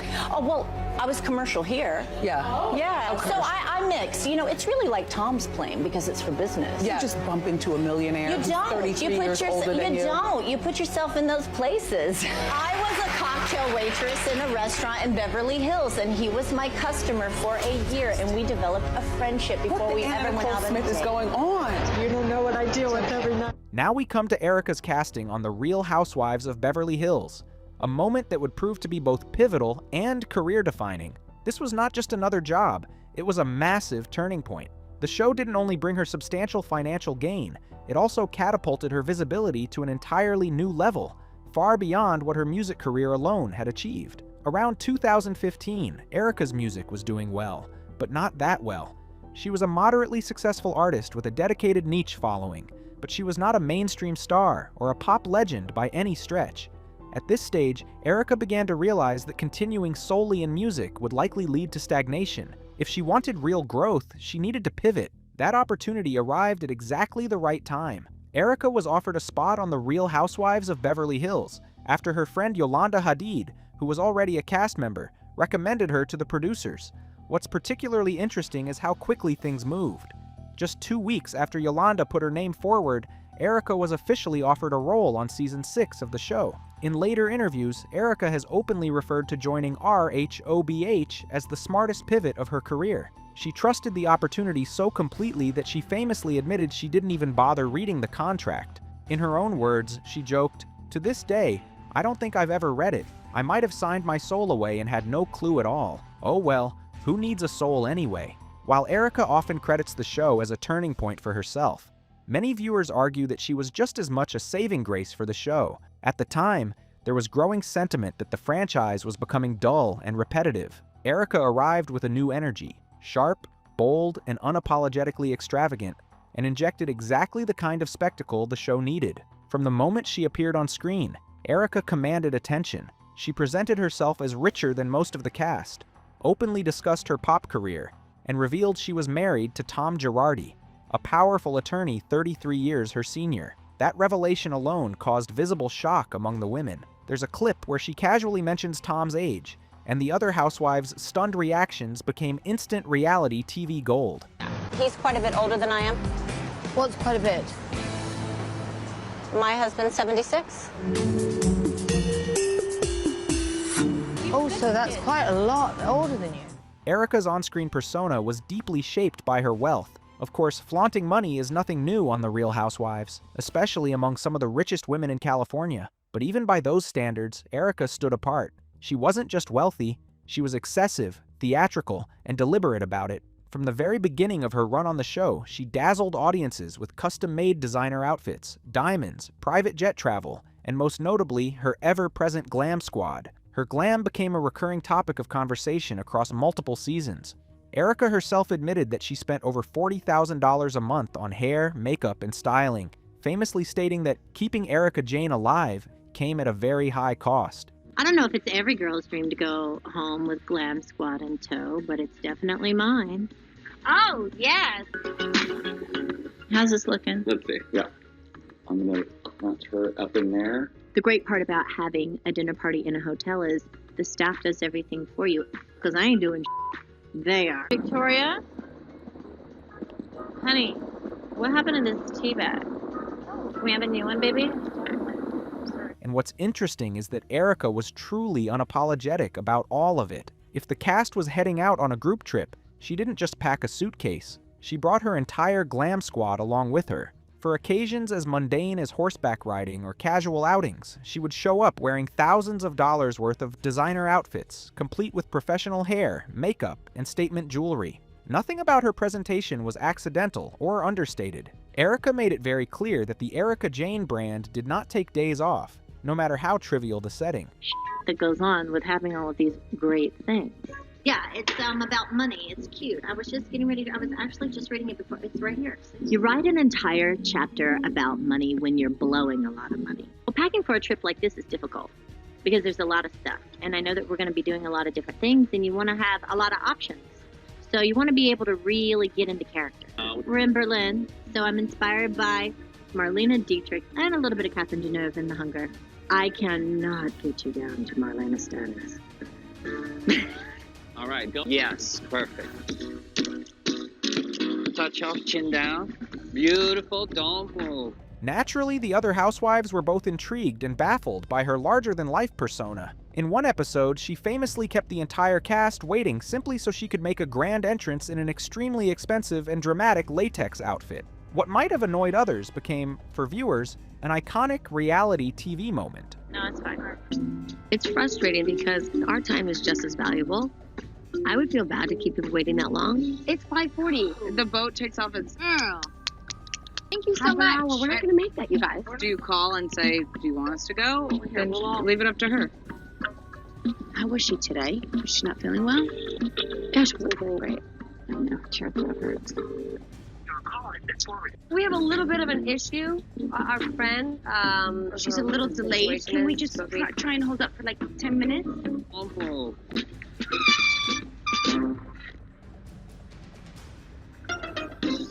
Louboutin, No. Versace. Versace. Very important question number 2. Cartier, or are we giving a Banshee girl effect? Do that. Yep, but I'm here now. You made it. I made it. Okay? Yes, Wow. everything is fine. Erika again did not disappoint. Latex, honey. Yeah, I need to work on my TLC with a girlfriend. You know, I'm used to communicating with queens, you know. Hey, bitch. What? See you in 5. Cool. All right. Now I see what the holdup was. It's been very successful. Yes, Thank you. There was also another incident that became widely talked about, where she showed up to a shoot dressed as what she herself described as a Russian hooker. The look was bold, controversial, and intentionally provocative. While some cast members were clearly uncomfortable, Erika leaned into the shock value, reinforcing the idea that she didn't care about fitting in or toning herself down for anyone. No polite lips. No. A polite lip is very basic and nothing that says, ooh, I want to kiss you or let me stick it in there. It's just kind of like, whatever. No one wants a polite anything. No. Lip gloss. Compact. Thank you. Vegas is a place where you can really kind of show out and act like an ass. And tonight, I'm channeling Russian hooker with a little bit of 90s supermodel on the color palette. This needs a video shoot. That looks very Arabian Nights. As mentioned earlier, Erika's outfits, her designer jewelry, and her wealth in general were constant topics of conversation on the show. Initially, when she joined the Real Housewives of Beverly Hills, the discourse around her was largely positive. She was undeniably extra, almost too much for some people to handle. But that excess was exactly what made her entertaining. Viewers were fascinated by her confidence, her extravagance, and her refusal to apologize for either. And beyond the luxury, it's safe to say that Erika was genuinely hilarious at times. In one particularly chaotic episode, she allegedly mixed alcohol with antidepressants, got extremely drunk, and proceeded to say some of the most unfiltered and outrageous things imaginable. Can I say something? I know you love Merce, but Merce was in a Ziploc bag. I'm sorry, but I have to agree with Erika. Merce should not be in a Ziploc. They worked on a seed bank in Aleppo, Syria. Coming out of the Fertile Crescent, right? Fertile Crescent, exactly. I was told that Beirut is almost like Los Angeles in the sense that it was the sea to the mountains in the snow. Exactly. Still civil war there, yeah?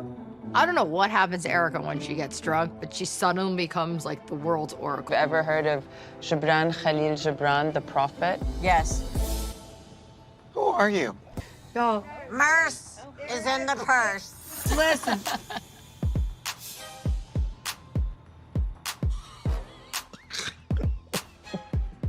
I could watch this all night.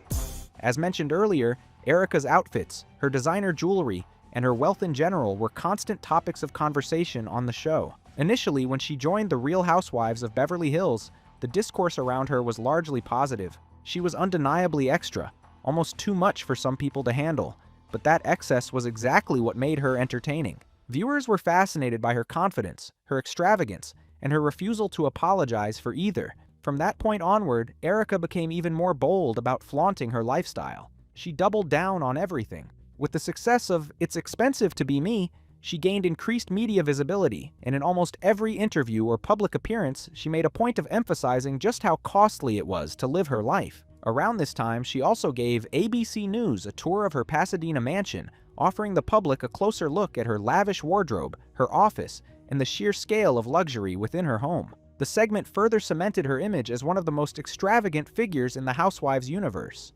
And believe it or not, I actually use everything that's in here. I know that's hard to wrap around, but it's true. I'm always traveling, I'm always doing things in different areas of the world, so you need a lot of clothes and you need a lot of accessories. My life is over the top, my style is over the top, and I think that this closet reflects just that. There's a lot of really great designers in here. Most of my shoes are Louboutin, but that doesn't mean I don't wear other things. A lot of Givenchy, Chanel, Alexander McQueen, Gucci, Louis Vuitton, all kinds of cool things. If you ever wanted to get dressed in a really cool closet, this is the place you should come to.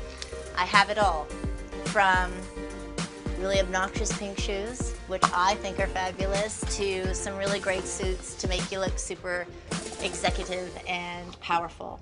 You could definitely dress 100 people. So if you ever need stuff, you should call me. I have it, no matter what it is, I assure you. There's a lot of color, and there's also a lot of black. But I think this is a great collection of all kinds of stuff. And that's my closet. And this is my personal style. This is a lot of collections over a lot of years. Well, that concludes my closet tour. Thanks for hanging out here with me. I'm sure you saw some fun things and some crazy things and some things you didn't think I had. In addition to being a standout star on RHOBH and continuing her music career, Erika also pursued acting roles on the side. She appeared in a movie called Sharknado 4 and landed a recurring role on The Young and the Restless, further diversifying her entertainment resume. However, it's important to note that beneath the glam and humor, many cast members pointed out a colder, more closed-off side to Erika. From her debut, several housewives felt she was deeply guarded about her personal life. While she freely showcased her wealth and style, she struggled, or outright refused, to emotionally engage with the group. That emotional distance would later become one of the most discussed aspects of her personality on the show. This reserved nature of hers led many people to believe that she was not being real at all, and that she was simply playing a character to hide her true self.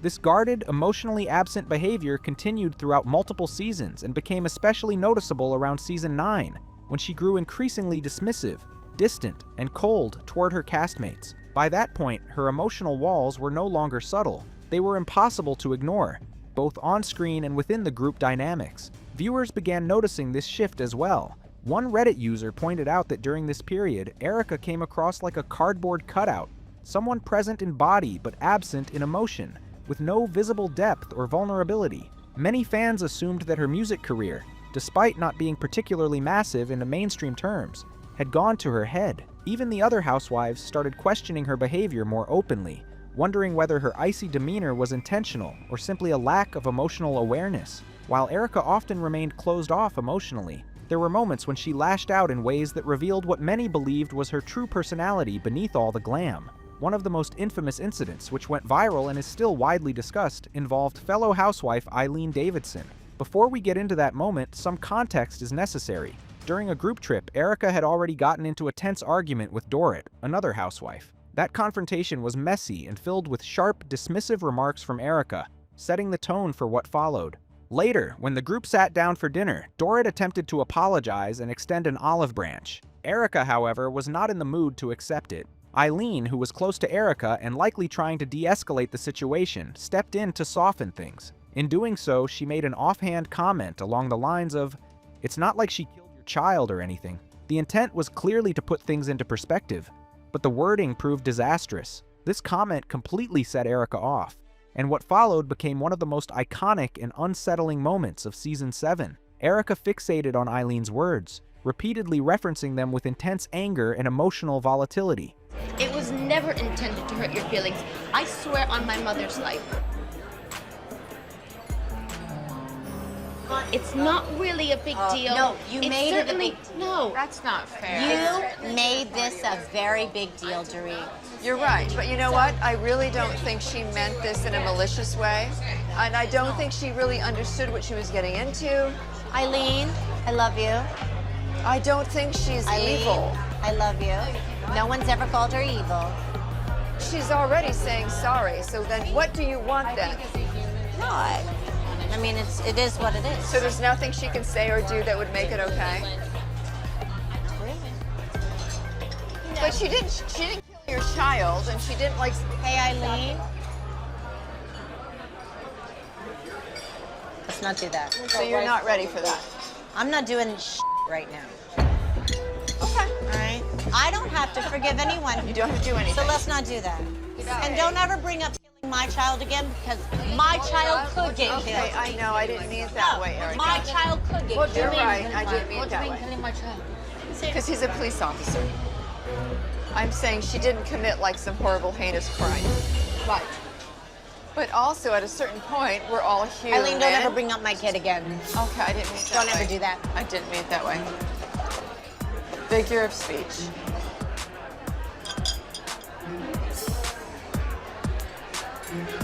Eileen, your kid doesn't put on a uniform every night and put his life out on the line for people he doesn't know. I didn't mean it that way. Don't ever talk about my kid again. But she didn't I talk didn't about your talk kid. about your kid. Shut the up.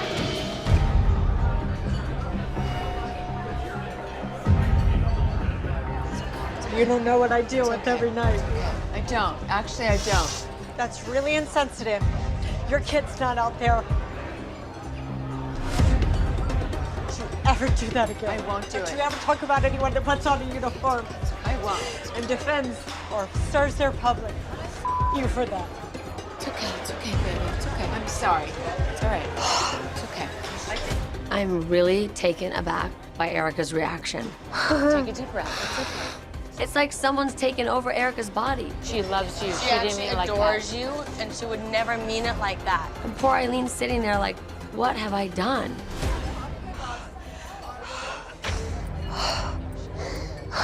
Don't ever talk about my kid again. Okay, we're okay.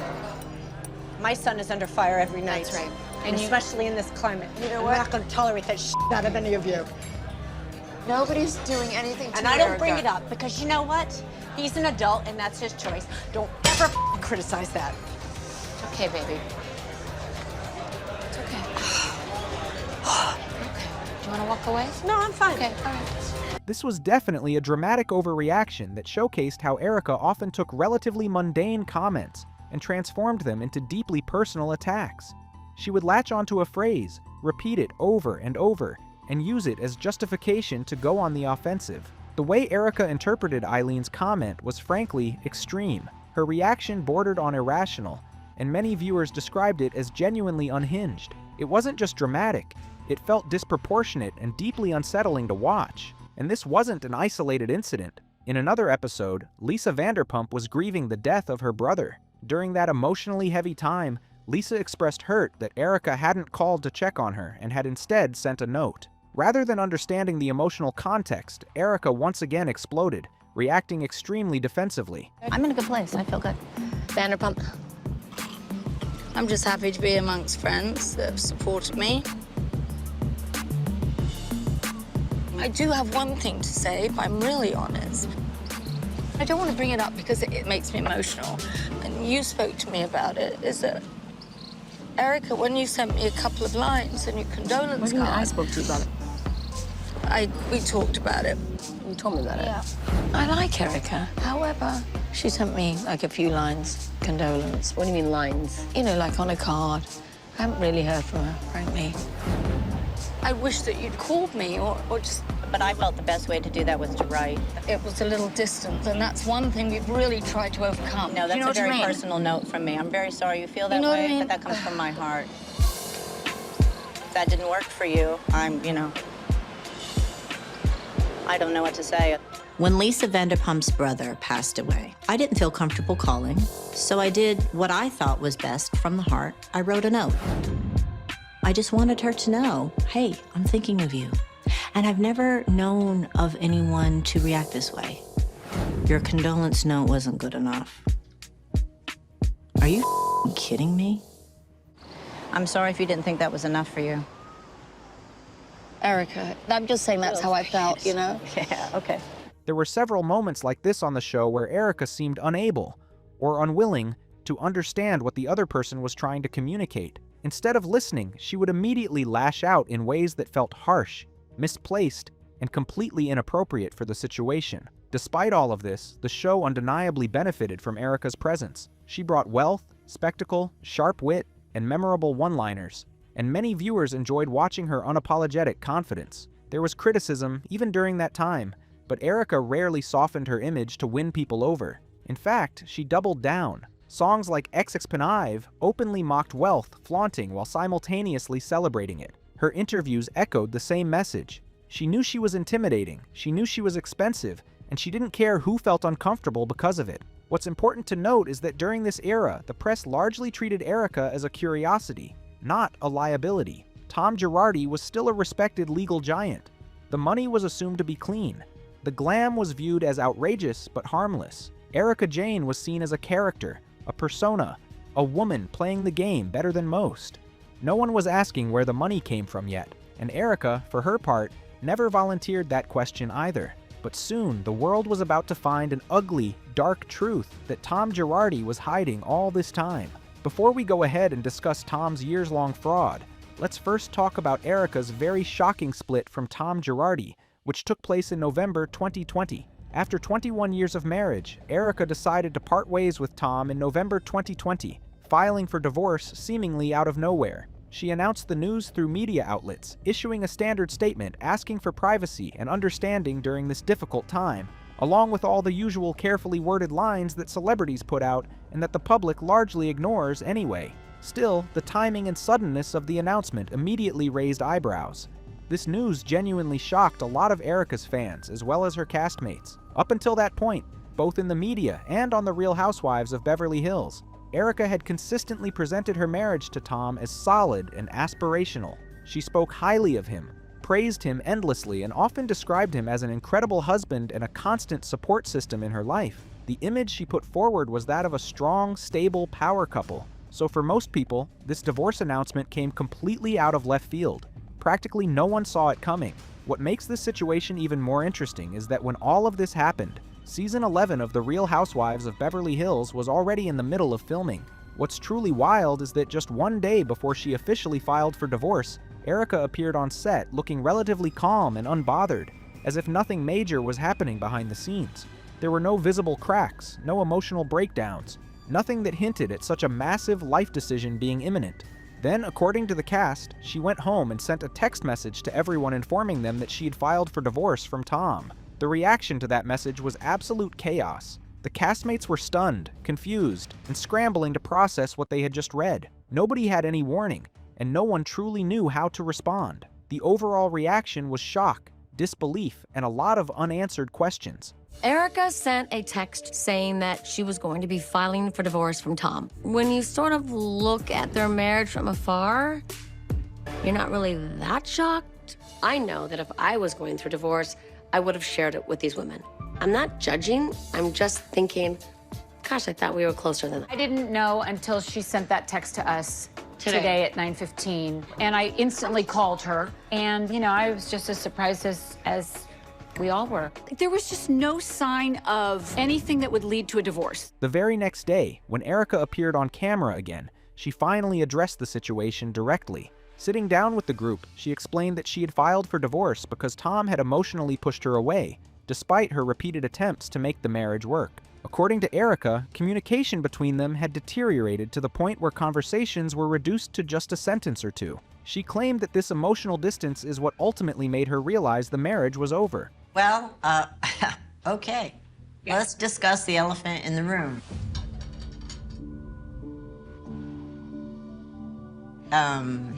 Yeah, so my life drastically changed this week.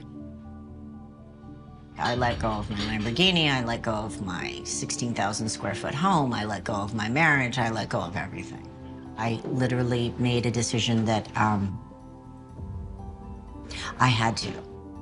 I left because he pushed me further and further out. The conversations that I used to have were now reduced down to a sentence or two. I just kept walking around that house and knowing that this marriage was headed down a really shitty path. I had to make a choice to do what was right for me. I couldn't live that way anymore. None of you knew on purpose because it would put you in a bad position if I were to give you information that you had to hold. And I didn't want to do that, and that's the truth.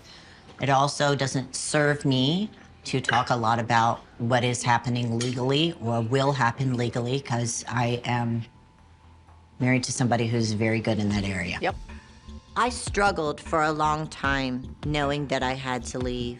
But once I made my decision, I spent a good 30 days closing out certain parts of my life. In another episode, Erika went even further and accused Tom of cheating on her. She alleged that he had been involved with multiple women and that she had essentially been played throughout their marriage. This accusation added a whole new layer of drama and significantly shifted the narrative she was presenting about why the relationship had ended.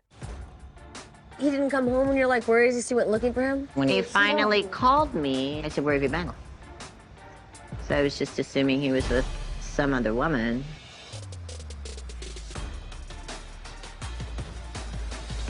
I need you to roll that back.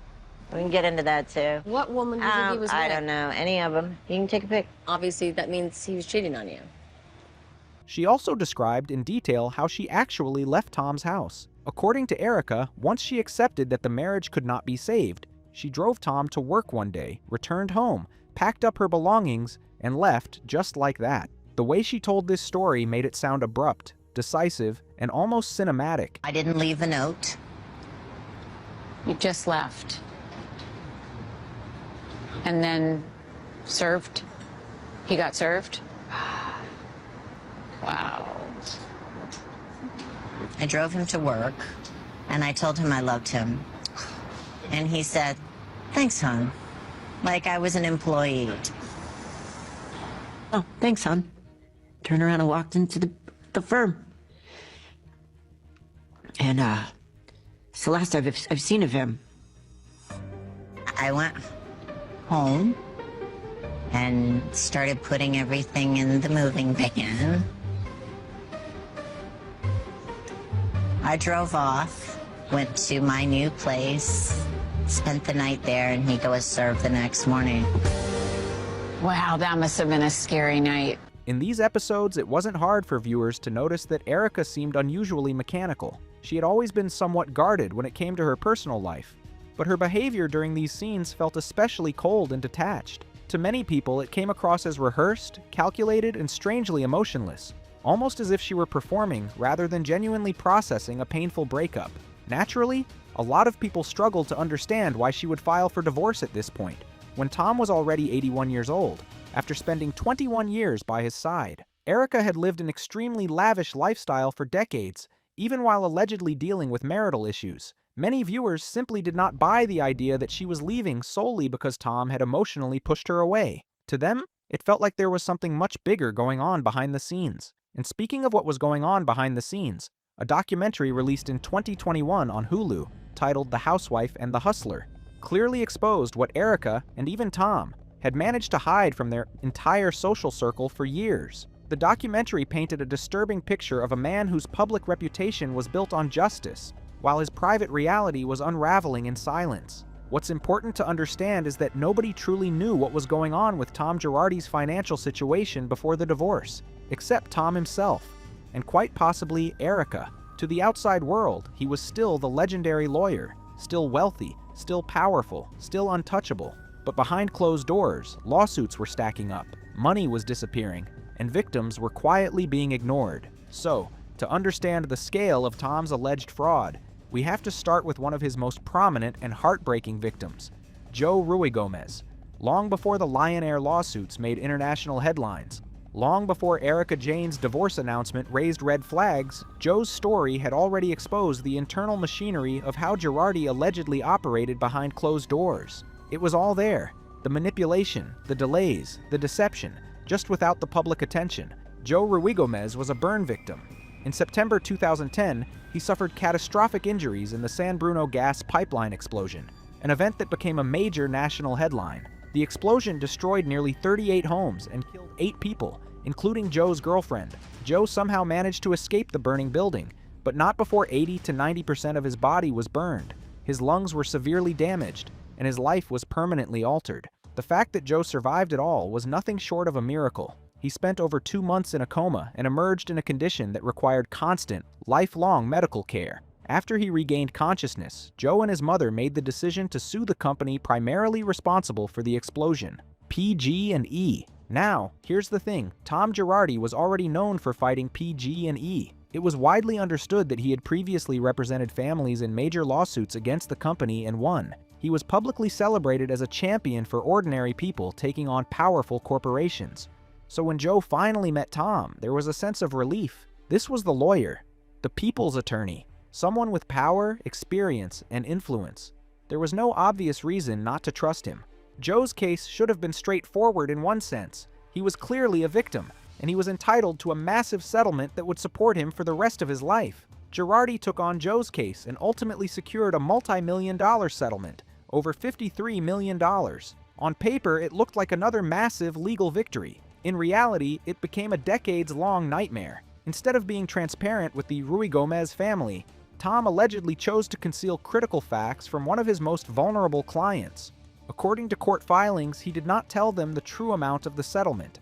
Instead, he repeatedly misled them, claiming the settlement was only $5 million, along with a large annuity of $78 million to be paid out over time in monthly installments of roughly $40,000, plus occasional larger payments over the next 60 years. What makes this even worse is that instead of releasing the settlement funds directly to Joe, Gerardi allegedly convinced him to place the money into structured annuities and trust arrangements that Gerardi himself controlled or heavily influenced. Joe was told this was for his protection, that it would guarantee a steady income for life. What Joe didn't know was that the money was never truly safe. Over time, Joe began noticing something deeply alarming. Payments that were promised to him started arriving late, then smaller than expected, and eventually stopped altogether. Whenever Joe or his mother asked questions, Gerardi allegedly had an answer ready. The money was coming. There were accounting issues, clerical delays, legal technicalities. At every turn, Tom used his authority, his charm, and his reputation as a legendary lawyer to calm Joe down and keep him quiet.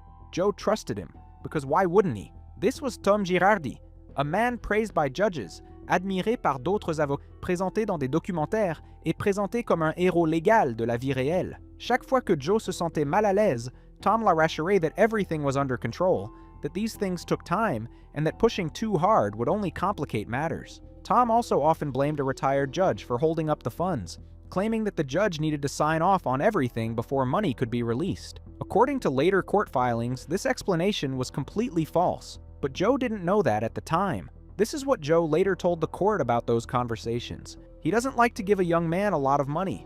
Tom constantly brought him up every time I would ask for my money. We also have to understand why so many of these people trusted Tom for as long as they did. It wasn't just his reputation, it was his charm. Tom had a way of making people feel seen and cared for. He took clients out to dinner. He visited them in hospitals. He remembered details about their lives. He offered reassurance in moments when people were at their most vulnerable. For someone who had lost everything, health, loved ones, stability, that kind of attention felt comforting, even protective. Tom, in every sense, had mastered the art of winning people over and manipulating them with gentleness. He didn't intimidate his clients. He disarmed them. He made them feel grateful instead of suspicious. He made them feel like questioning him would be disrespectful or ungrateful. And he did this not just with Joe, but with countless other clients over the years. Anyone who had met Tom would later say the same thing. He had an uncanny ability to make people like him so much that they never wanted to disappoint him or go against him. Up until this point in the story, you've never actually heard Tom speak, but we will shortly play a voice note that Tom apparently sent to Joe to explain why the payments were getting delayed, and you will witness firsthand how Tom actually used to manipulate his clients. Joe's mother later told the court that Tom frequently referred to them as his favorite clients. He would praise Joe's strength, talk about how proud he was of him, and express concern for his well-being.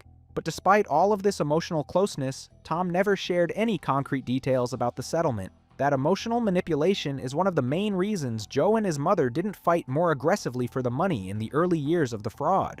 They also received money sporadically, in a way that kept them confused but hopeful. They might receive a check for $27,000, followed by months of complete silence. Then, seemingly out of nowhere, Tom would hand them $100,000. These irregular payments created the illusion that the system was working, just slowly. It kept them hanging on, believing that more was coming if they just stayed patient. But this confusing pattern of payments, combined with Tom's increasingly evasive behavior, eventually pushed Joe to a breaking point. He began to realize that something was seriously wrong. This wasn't just mismanagement. This was something darker. So Joe finally cut ties with Tom and hired another law firm to sue him. At the same time, Joe was struggling just to survive. By the time the truth began to surface, Joe was living in near poverty. He reportedly couldn't afford basic medical care. At one point, he was living in his car. Let that sink in for a moment. A man whose legal case had generated tens of millions of dollars was homeless, while the lawyer who represented him continued to live in a Pasadena mansion, fly private jets, and bankroll a pop star lifestyle for his wife. Joe eventually took legal action, filing complaints and lawsuits against Gerardi. But this is where the system failed him again. Joe sued Tom and even reached a settlement of $12 million. On paper, it looked like justice was finally being served, but after the first payment came through, the money stopped. To force Tom to answer questions, Joe's legal team deposed him in a Zoom meeting. During that deposition, Tom made a stunning claim. He admitted that at one point he had between $50 to $80 million, but said it was all gone. According to Tom, he was now essentially broke, with only a few $1,000s left to his name. Do you have any personal data? At one point, I had about 80 million or 50 million in cash. That's all gone. I also had a stock portfolio of about 50 million, and that's all gone. $80 million is not a small amount of money. It doesn't simply disappear. And naturally, the question everyone immediately asked was, where did it go?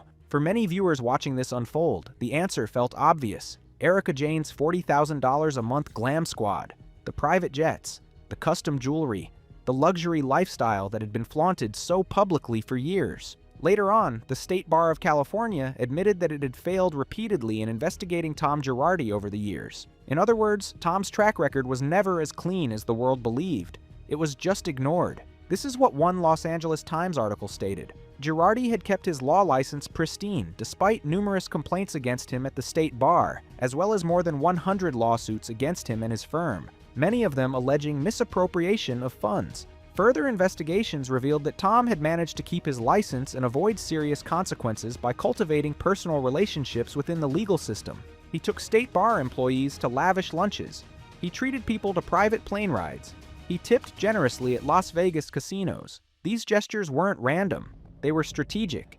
And while many lawyers and judges were aware of his behavior, they chose to look the other way. What's particularly interesting is that in the Joe Ruigomez case, Erika was actually subpoenaed twice in 2020 before the divorce to help determine where the settlement money had gone, but she never testified. Instead, she filed for divorce and formally separated herself from Tom in 2020, right before the ship was on the brink of complete collapse. Like many people, there was one person who completely did not buy the idea that Erika had left Tom because he had pushed her out, cheated on her, or grown emotionally distant.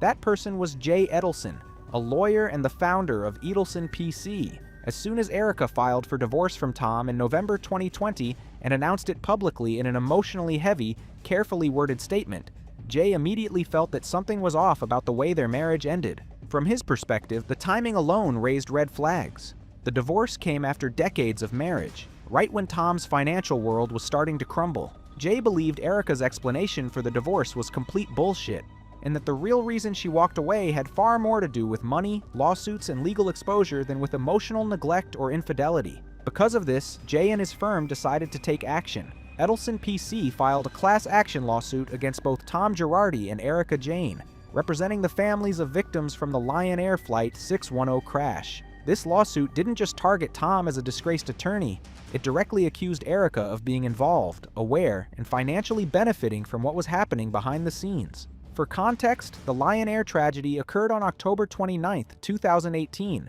when a Boeing 737 MAX 8 carrying 181 passengers and 8 crew members crashed into the Java Sea just 13 minutes after takeoff, killing all 189 people on board. It was a devastating and highly publicized disaster, and one of the deadliest incidents in Lion Air's history. Families were left grieving, desperate for accountability and justice.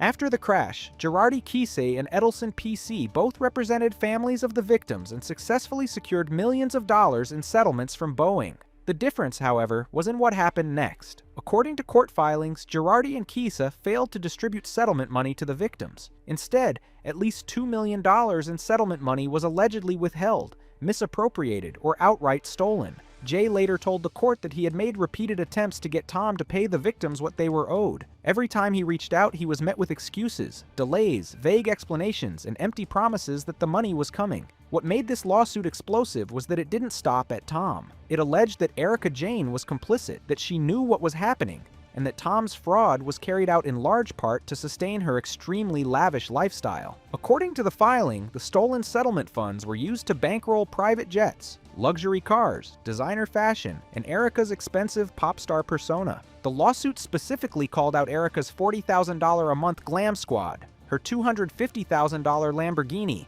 and even her song "It's Expensive to Be Me." It alleged that these weren't just symbols of wealth, but evidence that money belonging to orphans and widows, people who had lost everything, was being spent on excess and image building.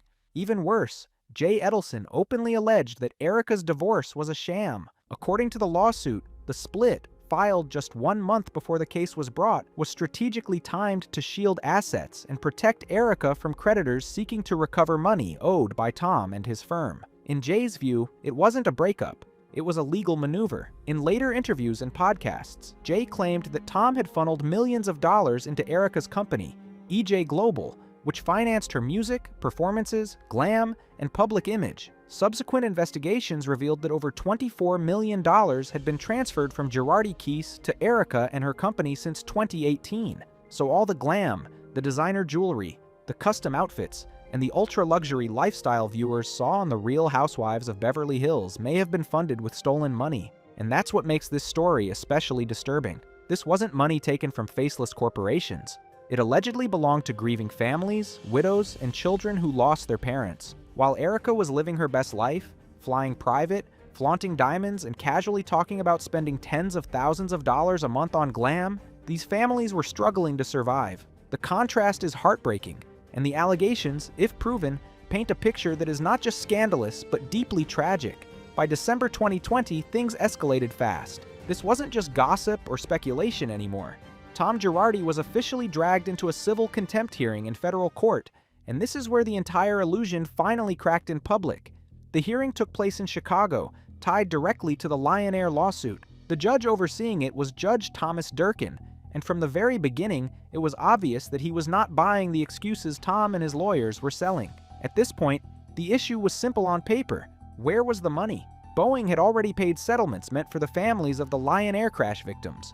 That money was supposed to be sitting safely in Gerardi Keese's trust accounts and then distributed. Instead, the families hadn't been paid, and no one could give a straight answer as to why. When Tom finally appeared in court via Zoom, his defense was almost surreal. He claimed he didn't have access to the money. He claimed he didn't know where it went.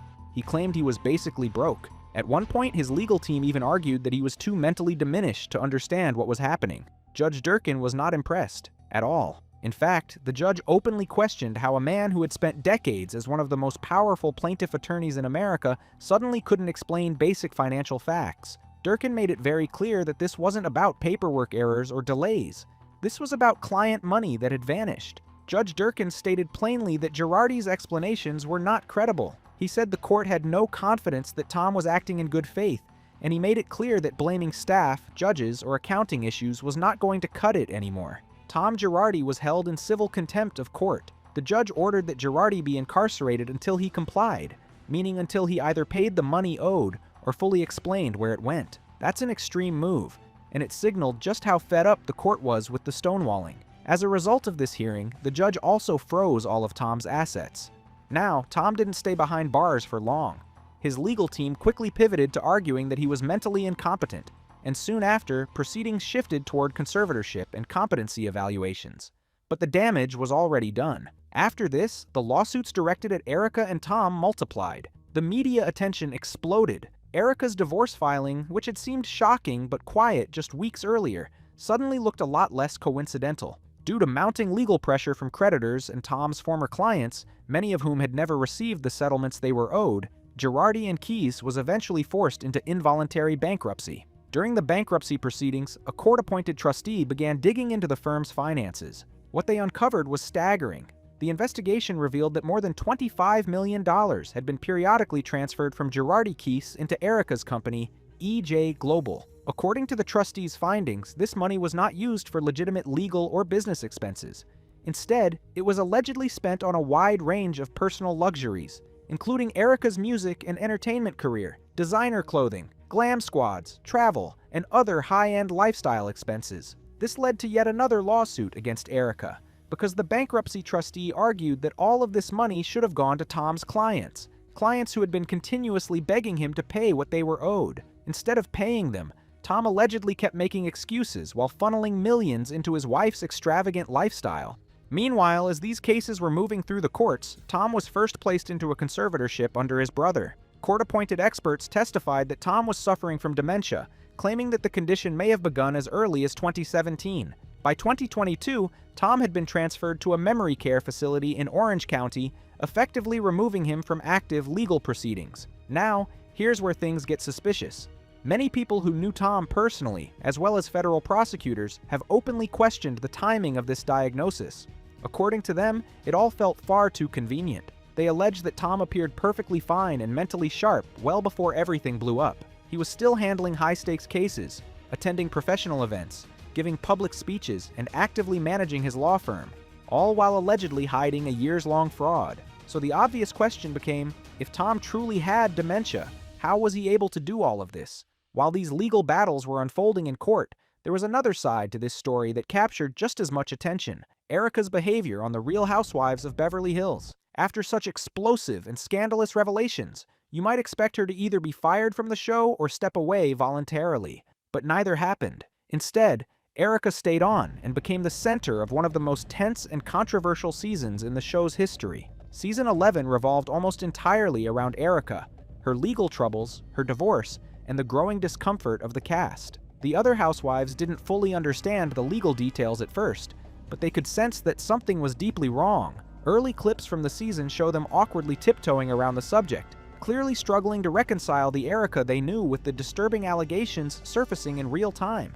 Erika was repeatedly asked questions by her castmates and, indirectly, by the audience, and almost every time her responses were marked by deflection and a striking lack of empathy. She consistently claimed that she knew nothing about her husband's misconduct and framed herself as yet another victim in the situation. To talk to everybody was to see where we all were on this. So it's like a committee. Do we support Erika or do we not? Let's be no, democratic and say, well, you know, I'm a little nervous. No.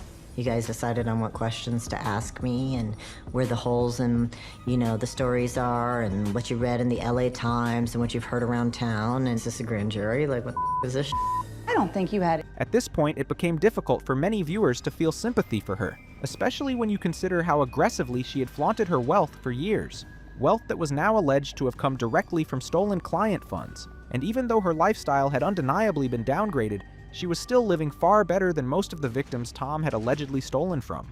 So naturally, what people expected from Erika was a little humility, a little empathy, and far less focus on herself. But instead, Season 11 showed her doing the opposite. She spent much of the season talking about her pain, her suffering, and her reputation, while barely acknowledging the victims whose money had funded her lifestyle. Widows, orphans, and grieving families were almost entirely absent from her narrative. Take this clip, for example. Instead of addressing the gravity of what happened, Erika appears far more concerned with proving to the world that her divorce was not a sham, completely sidestepping the most important issue of all. And that disconnect is what truly turned public opinion against her. And they're everywhere, and it's terrible, and I'm here by myself. And what's being said is just, I mean, it's insane that my divorce is a sham. But nobody cares about the facts. So when they say it's a sham... They said that my divorce is a sham so I can help hide assets. The answer is no. There's one more thing that absolutely needs to be pointed out here. Before this season aired, and before Erika filed for divorce from Tom, she consistently presented him as the best man imaginable. According to her own words on the show, there were no major issues, no cracks in the marriage, no warning signs. She never said a single bad thing about him. Instead, she portrayed herself as a happily married woman who adored her husband and felt deeply supported by him. But as it later turned out, that image was starkly different from reality. Watch this clip, for instance, where you can clearly see how Erika used to talk about Tom before the scandal, compared to how she spoke about him after everything blew up. The contrast is jarring. It almost feels like two completely different narratives, two completely different men. My husband was the one who's basically brought me here today. He's so smart and successful and interested in me and kind and loving and still is to this day. I'm here because of him. Because he's special. You know, he's charismatic. Like, he's magic. And I say it in the book, he's truly magic. He understands the trick of life. He's very bright and very loving. And very tough. But that's the way it goes. I feel safe. Yeah, I married a guy that's 33 years older than me. And yeah, he's got a lot of money. But you know what? He's a good man. A few minutes later. I know how mean and utterly dismissive Tom is. When you find one lie, there's a lot more. And this wasn't an isolated incident. Once the lawsuits dominated the media and people began questioning how it was even possible for Erika to enjoy millions of dollars of Tom's money without knowing where it came from, she suddenly pivoted to playing the innocent card. Over and over again, she claimed she was kept away from the books. She said she didn't know how the finances of her own company were run. She painted herself as someone who was utterly clueless about everything. That explanation was incredibly hard for audiences to believe, especially because Erika herself admitted that she was often present when Tom met with clients. She talked openly about attending dinners, hosting gatherings, and even helping close deals by charming clients' wives. Then suddenly, once the scandal hit, she flipped the narrative entirely. Now she claimed she wasn't part of Tom's professional world at all. She didn't know anything. She didn't ask questions. She had no idea how the money flowed. As filming continued, the other housewives became increasingly curious and increasingly skeptical. You can see it all over their faces. They listened, they nodded, but it was hard to tell if they were buying a single word of what Erika was saying. And judging by their reactions, it's pretty safe to say they weren't. There's even a moment where the entire group openly asks, "Where did the $80 million go?" And Erika responds by playing dumb, saying something along the lines of, "Explain that to me." That's a question only he can answer. Where does $80 million go? Explain that to me. Well, yeah. Explain that to me. I don't know. And that's a question that only he can answer. Right. You know. I would say most of the people, if not all the people here, believe very much, not only in your innocence, but I haven't been that you will accused come of out of anything. this. Well, right. I think it's just a matter of you know, what you knew and being complicit. I mean, it's not accused, but you get attached. Yeah, those words are not cool, you know. It's not cool to read. It's not cool to hear. And it's not nice to repeat it because you know it's not true. So, you know. Well, I certainly don't think so, and I'm... Okay. A little disappointed in Dorit because we were both simpatico on this, but she really softened. Maybe she has a weak backbone. Do you see Erika getting offended here? Because that happened constantly throughout the season. Even when the other women raised concerns in the gentlest way possible, Erika immediately went on the defensive. She snapped. She lashed out. And that's a lot of audacity for someone who had enjoyed millions of dollars that allegedly came from stolen client funds. And speaking of where that $80 million went, Erika should have at least some idea. Because while Tom's victims were struggling to pay medical bills and put food on the table, she was doing this. Well, I gave Andy's baby Disney stock. What? That's sensational. Stock? Yeah, I gave him stock. I think it costs $40,000 a month to do Erika Jayne. So that's hair, makeup, costumes, wardrobe, and the whole production of itself. Outrageous is honestly the only word that fits. During filming, Erika also made several claims that simply didn't add up. She talked about Tom being in a severe car accident. She claimed her son had a car accident. She even said Tom confronted a burglar at their home. It was a lot. Almost too much. And the way she delivered these stories felt strange, robotic, and rehearsed. Less like someone sharing trauma, and more like someone performing a role. By the end of the season, viewers weren't just questioning the money anymore. They were questioning her. He had a head injury, and he broke his shoulder, snapped his ankle, and then broke his clavicle. But what, he crashed into a wall, or what did he crash Drove into? off a cliff. What? Oh, fuck!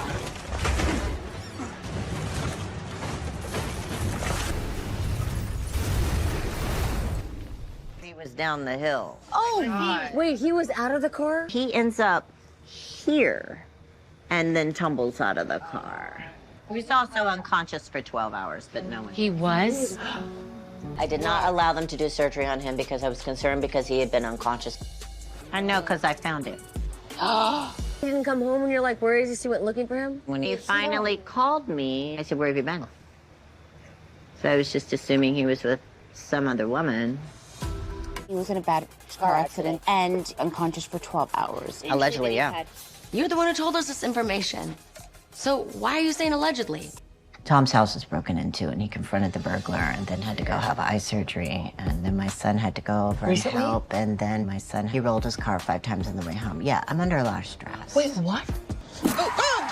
During one particular incident, Erika even told her castmates that Tom had been experiencing a mental decline for quite some time. This immediately raised eyebrows. Later on, the housewives discovered that Tom's lawyers were presenting the exact same narrative in court, that he was mentally unfit and deteriorating. This was despite multiple people coming forward and reporting that Tom appeared perfectly fine and fully functional right up until the scandal exploded. All those things truly happened that they're saying happened. Do you think it's because mentally I think things that, were in decline? Yeah. Yeah. I do. I don't think that... Intentionally? No. Got it. Part of true brain trauma is making decisions that you would normally make. Erika said that there was a decline in his mental state for the last 3 years. And the LA Times article suggests this has been going on for longer. His attorneys are now saying that he is mentally incapable over the last 3 years. Erika is saying the exact same thing the lawyers are. What made this even stranger was the timing. Erika had never once mentioned any kind of mental decline to the other women before the lawsuits became public. There were no casual concerns, no worried comments, no hints of this narrative in earlier seasons. And now, suddenly, she was repeating the same talking points being used by Tom's legal team. The overlap felt too convenient to ignore. So as you can see, many of the housewives were already skeptical of Erika, and she consistently gave them reasons to feel that way. For example, in one episode, she claimed she didn't even know how to go to a bank before all of this happened, seemingly implying that Tom had kept her completely sheltered and controlled. But that story didn't hold up either. Erika's own mother had previously stated that Erika worked at a bank earlier in her life. So how does someone go from working at a bank to not knowing how banking works at all? Again, it was another inconsistency that made her explanations harder and harder to believe. She quit her job in the mortgage industry and got another job in Manhattan doing the same thing at a different bank. I learned how to go into a bank in March. What? Yeah. I didn't know how to deposit. I never had a debit. For 22 years, it was not my life. So there you go. You lie! You lie! After this came the reunion episode, where Erika claimed that she had given all of her paychecks to Tom throughout their marriage, and that this was the reason she couldn't leave him sooner. According to her, she had no financial independence and therefore no way out. But once again, her own words didn't line up. Talk to me about that. Why hide the fact that you're in a broken marriage? All marriages are complex. People are complex. There were good times, there were bad times. You're talking about 2 decades of a marriage. Okay. So no one's marriage is perfect. Do you think you went far in the other direction to protect him on this show? I think that I highlighted the best of him. Why didn't you leave Tom sooner? Where was I going? Where weren't you going? You're on a hit TV show. You have Andy, a career. Hold on. I was not in control of my finances. I walk out with 2 credit cards. They get cut. Am I going to call you? Am I going to call you? Who am I going to go call? I know what you make on this show. It ain't bad. I gave every paycheck to my husband. Oh, wow. So Why? crazy to me. Forever? Why? Since you've been making money? Yes. I've handed every paycheck I've ever made over. Would you say you stayed with him for the money and the security? No, I stayed because I had no access. Did you feel you were held captive? I'll say this. I was 27 when I went in. Cocktail He was waitress. 60. The power balance is way out of whack. I trusted this man. All of my finances were kept down at the firm, and everything was kept there. But then that sounds like you did stay for the... Hold on. You're characterizing it as for the money. I'm telling you I could not leave because I had no access to the money. Regardless of how much money there is, many women feel like they can't leave because they don't have access and they don't have the independence. It doesn't matter. Terrible. Listen, it doesn't matter how much is on deposit. If you can't access it, you got can't. nothing. What are you gonna do? Weren't you, though, entitled to half of everything? You were with him for Well, clearly over 10 I'm years. entitled to half of the debt because everybody's suing me for it. Right. Over the years, he's having multiple affairs. You're saying, I stayed in it, it was an old-fashioned relationship, I didn't have access to anything. What I'm saying to you is, if you had left, wouldn't you legally have been entitled to half of what there was? And I responded, yes. I'm on for half the liability and on for half the assets. But you didn't know that there was liability at the time. Which Did time? you? No, and that is a big part of this whole, all of these lawsuits. Well, the that are big being question alleged. is, did you know that there was liability when you left him? Did you feel that the ship was sinking and you were about to go down with it and you had to get out at that time? I felt like he was sinking, not necessarily the ship. There was no talking to this person, trying to get him to answer my questions, being shut out completely.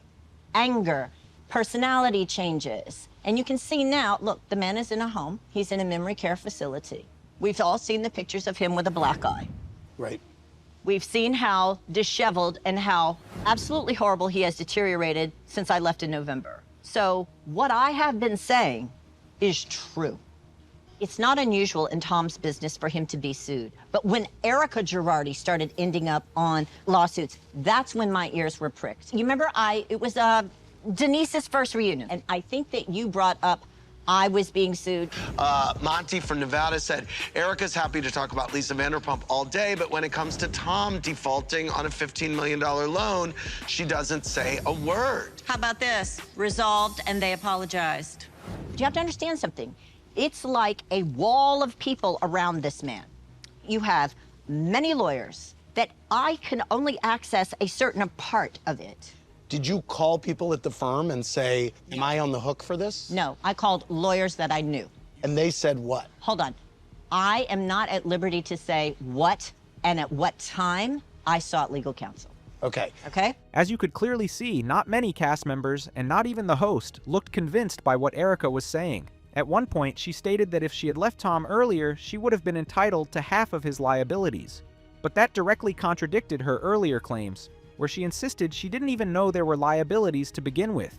So which one is it? On top of that, her claim that she continued handing over her paychecks to Tom all the way until November 2020 is also deeply questionable, especially because she had already said that Tom was mentally declining by that time.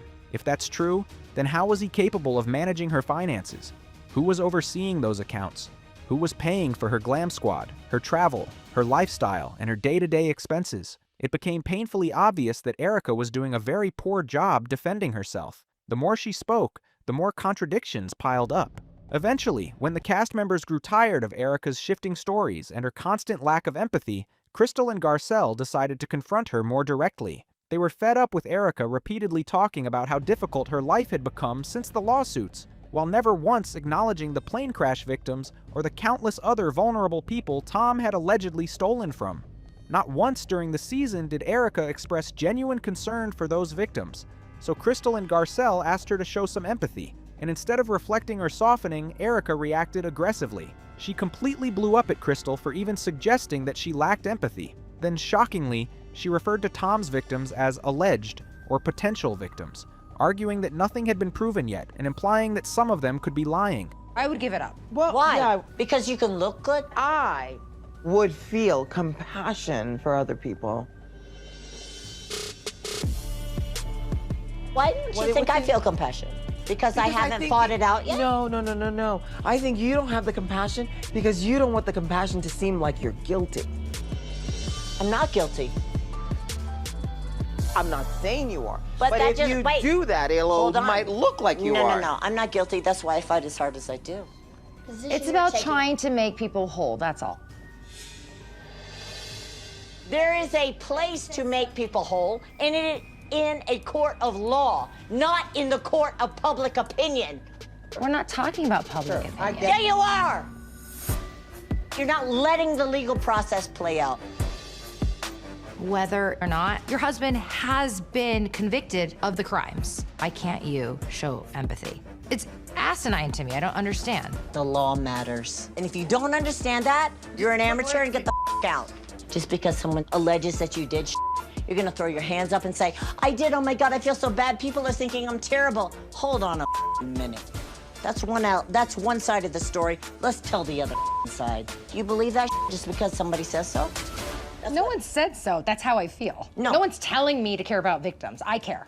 Yeah, but you're not Let's get caring. real. Yeah, let's get real. You're not caring without facts, though. What facts do you have?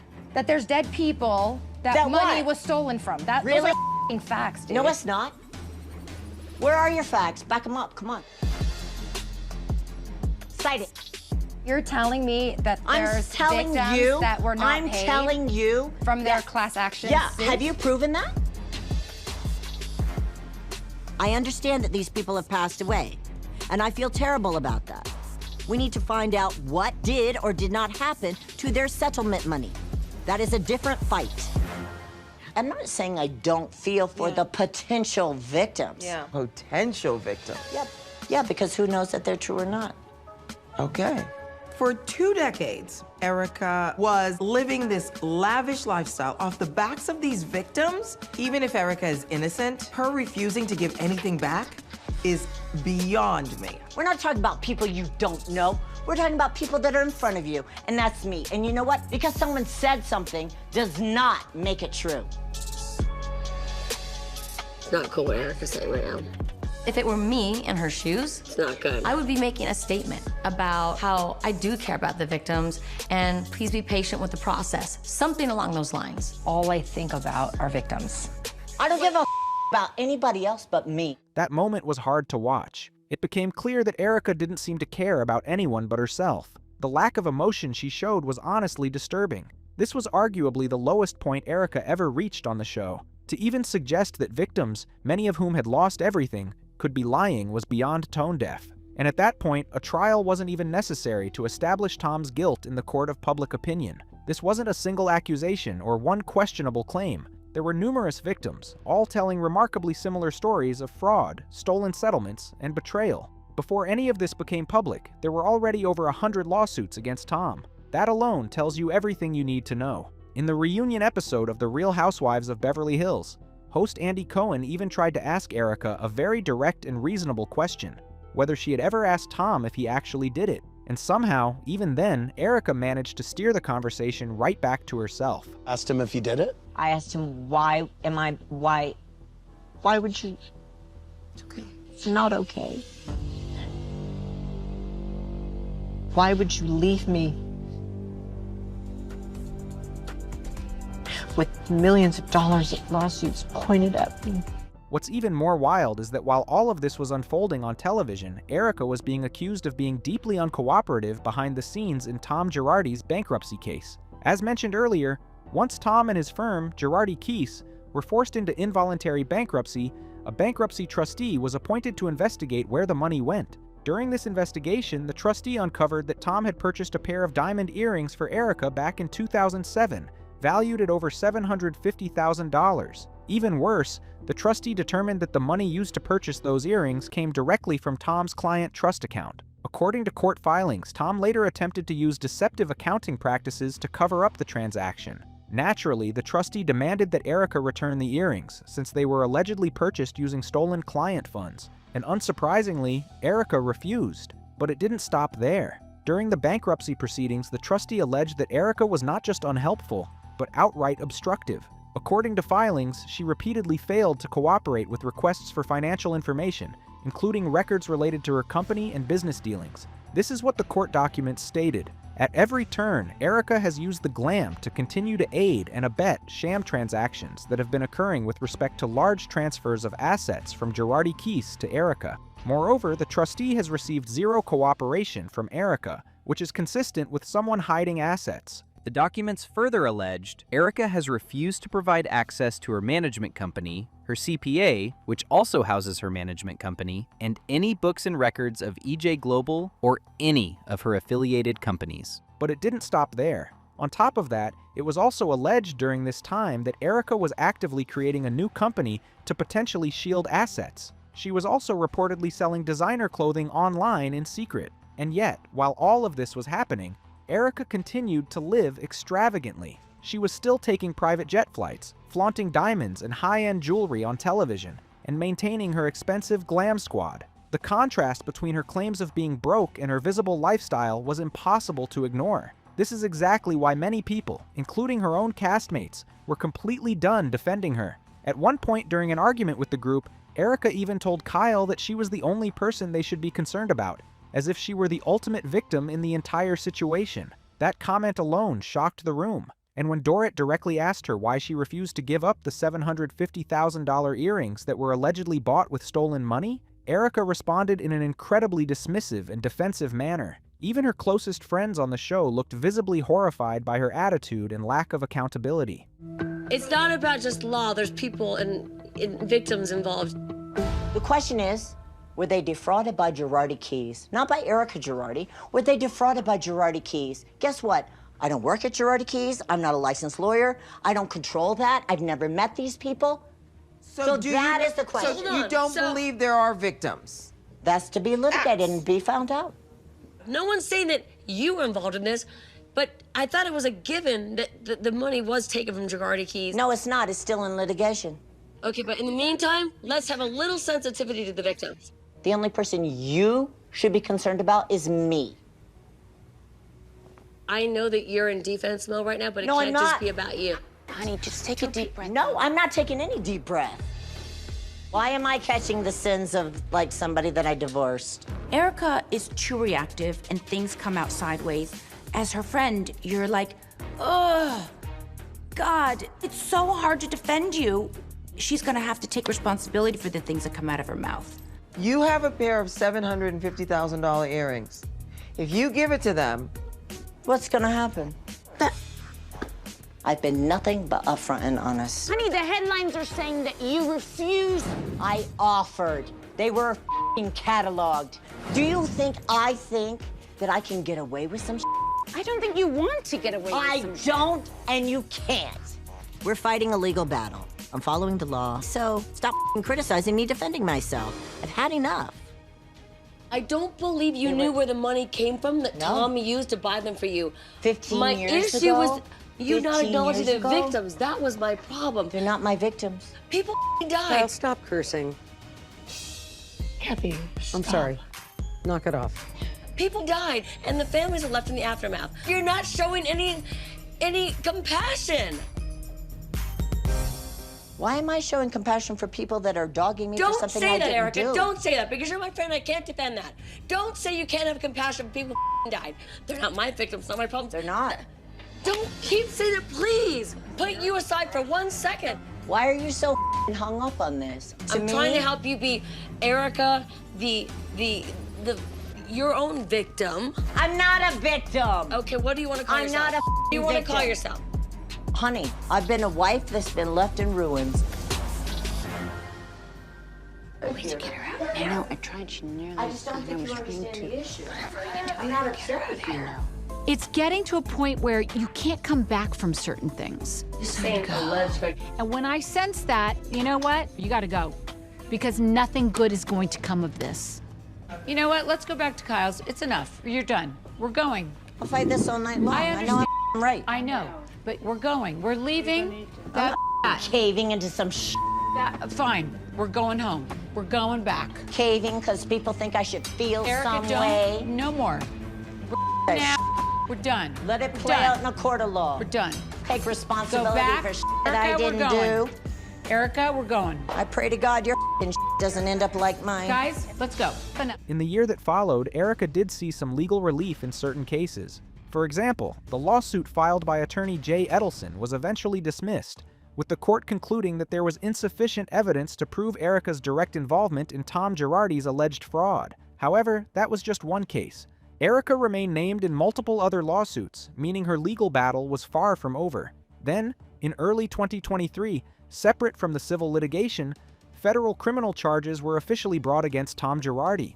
He was charged with multiple counts of wire fraud for allegedly stealing millions of dollars from clients over a period spanning more than a decade, dating back to at least 2010. While Erika herself was not criminally charged, investigations into her role did not simply disappear. She continued to be named in certain civil actions tied to the wire fraud allegations, keeping her firmly entangled in the legal fallout of Tom Gerardi's downfall. Amid all of this, another season of The Real Housewives of Beverly Hills kicked off. And during the reunion episode, Erika once again faced some very direct questions from Andy Cohen. She was asked whether she felt she had been rude to the group, and whether she had lashed out unfairly at Crystal and Garcelle when they asked her to show a little empathy for the victims. While Erika admitted that she was disappointed in her own behavior and said she was in therapy working through it, she still continued to defend herself.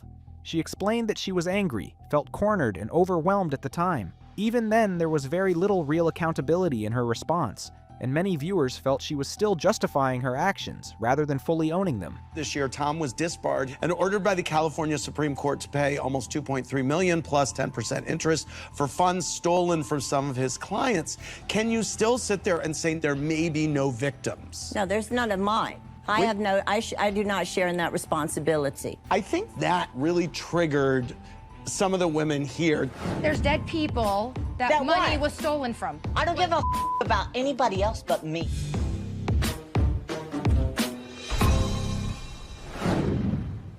It doesn't matter if it triggers them or not. I'm in a very sticky legal fight that's very layered. I'm going to do what I need to do, and a judge just ruled in my favor. But that was not the only case there are many. that Tom That's what misappropriated funds. Hold on. Allegedly.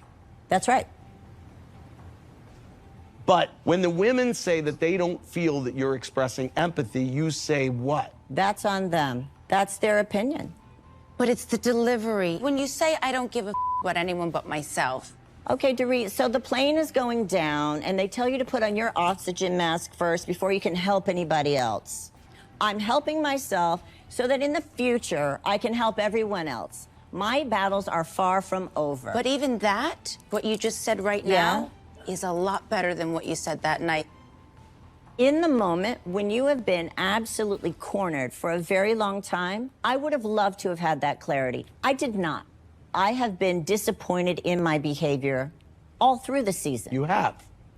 Yes, Andy, and I'm in therapy about it, and I'm doing the best I can.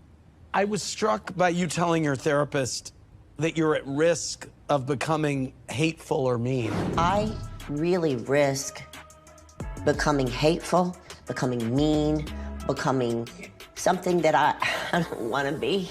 Meaner and more hateful. Well, I was going to say, is there any part of you now watching the show that thinks No, that I you've knew it maybe when it was crossed happening. that I didn't have to threshold? watch this to know that my behavior was bad. Ladies, is Erika her own worst enemy when it comes to her defense? Absolutely. Like in Aspen that night, I thought she's gonna wake up tomorrow and be like, what the hell did I say? You know, that's why I got so upset. Kyle, you and I have been friends for a long time.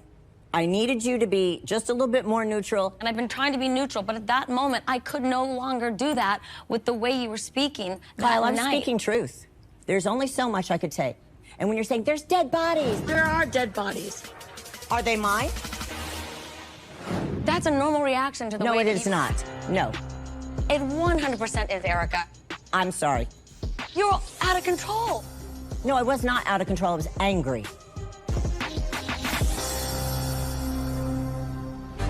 You're out of control.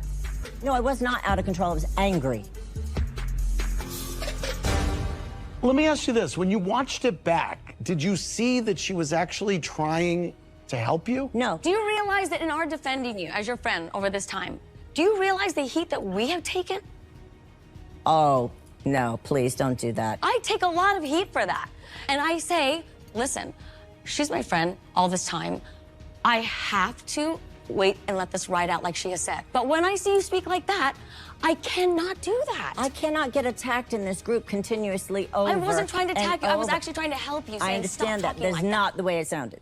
So. What are you afraid of by showing some empathy No, I'm not. and waiting for the process to point? I have showed empathy, but I am so attacked not landing. every day. What?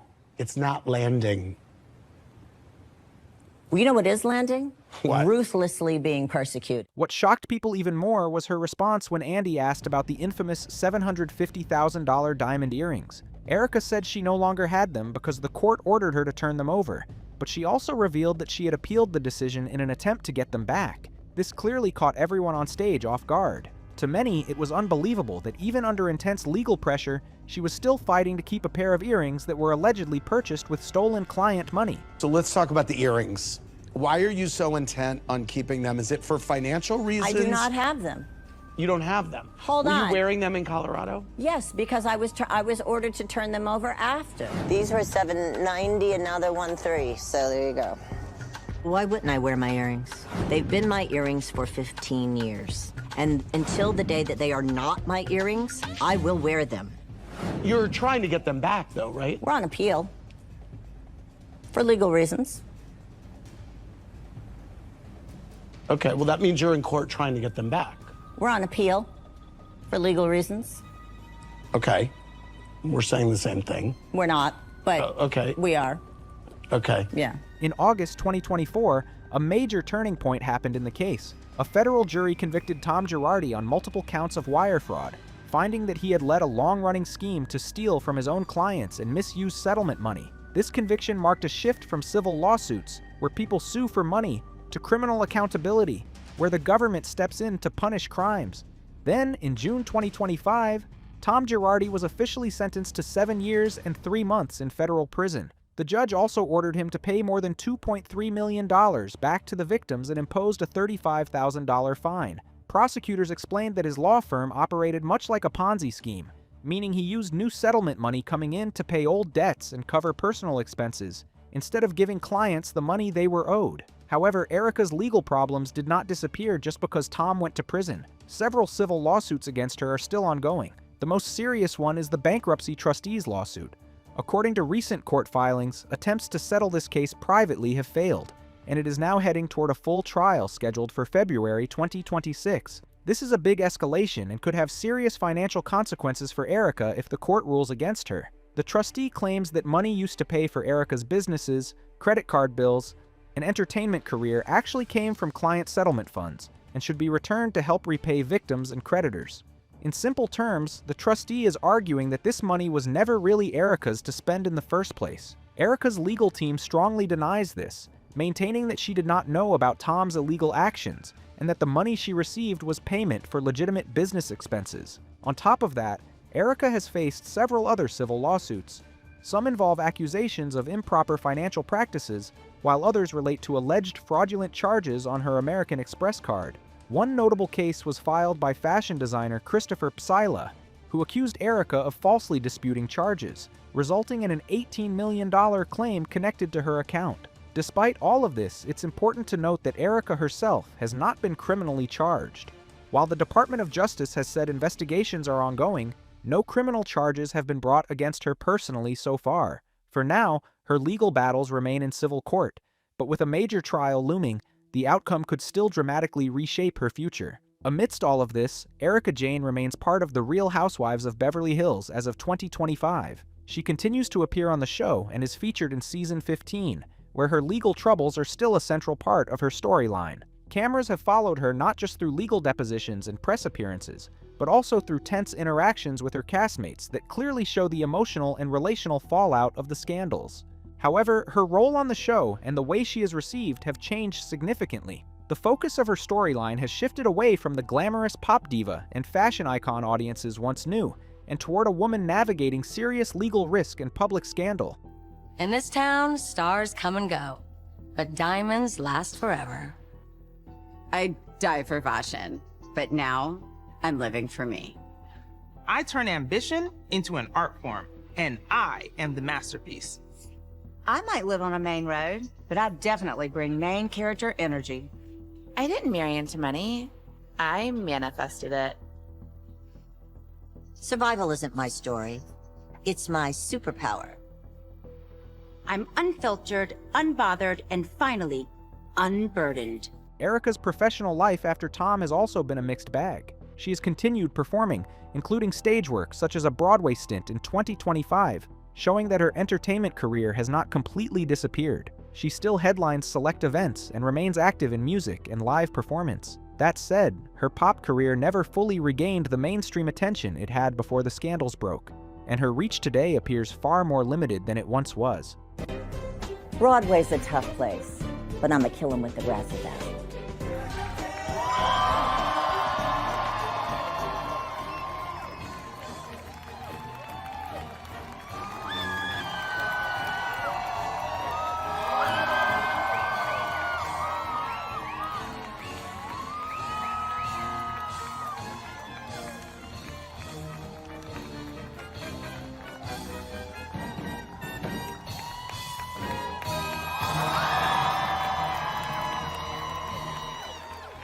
Behind the scenes, money has become an increasingly important question. Some insiders suggest that ongoing legal fees and civil cases may be eating into her wealth. Maintaining the kind of lavish lifestyle she once flaunted could become difficult if courts eventually decide she must repay millions of dollars. One attorney has even predicted that a combination of legal costs and possible court-ordered payments could put serious strain on her finances over time. One of the most unusual aspects of Erika's situation is that her divorce from Tom Gerardi is still not legally finalized. Nearly 5 years later, they remain married on paper. The main reason for this delay is Tom's mental incapacity, specifically his dementia, and the fact that he is under a conservatorship, meaning someone else legally makes decisions for him. This makes finishing the divorce far more complicated than usual.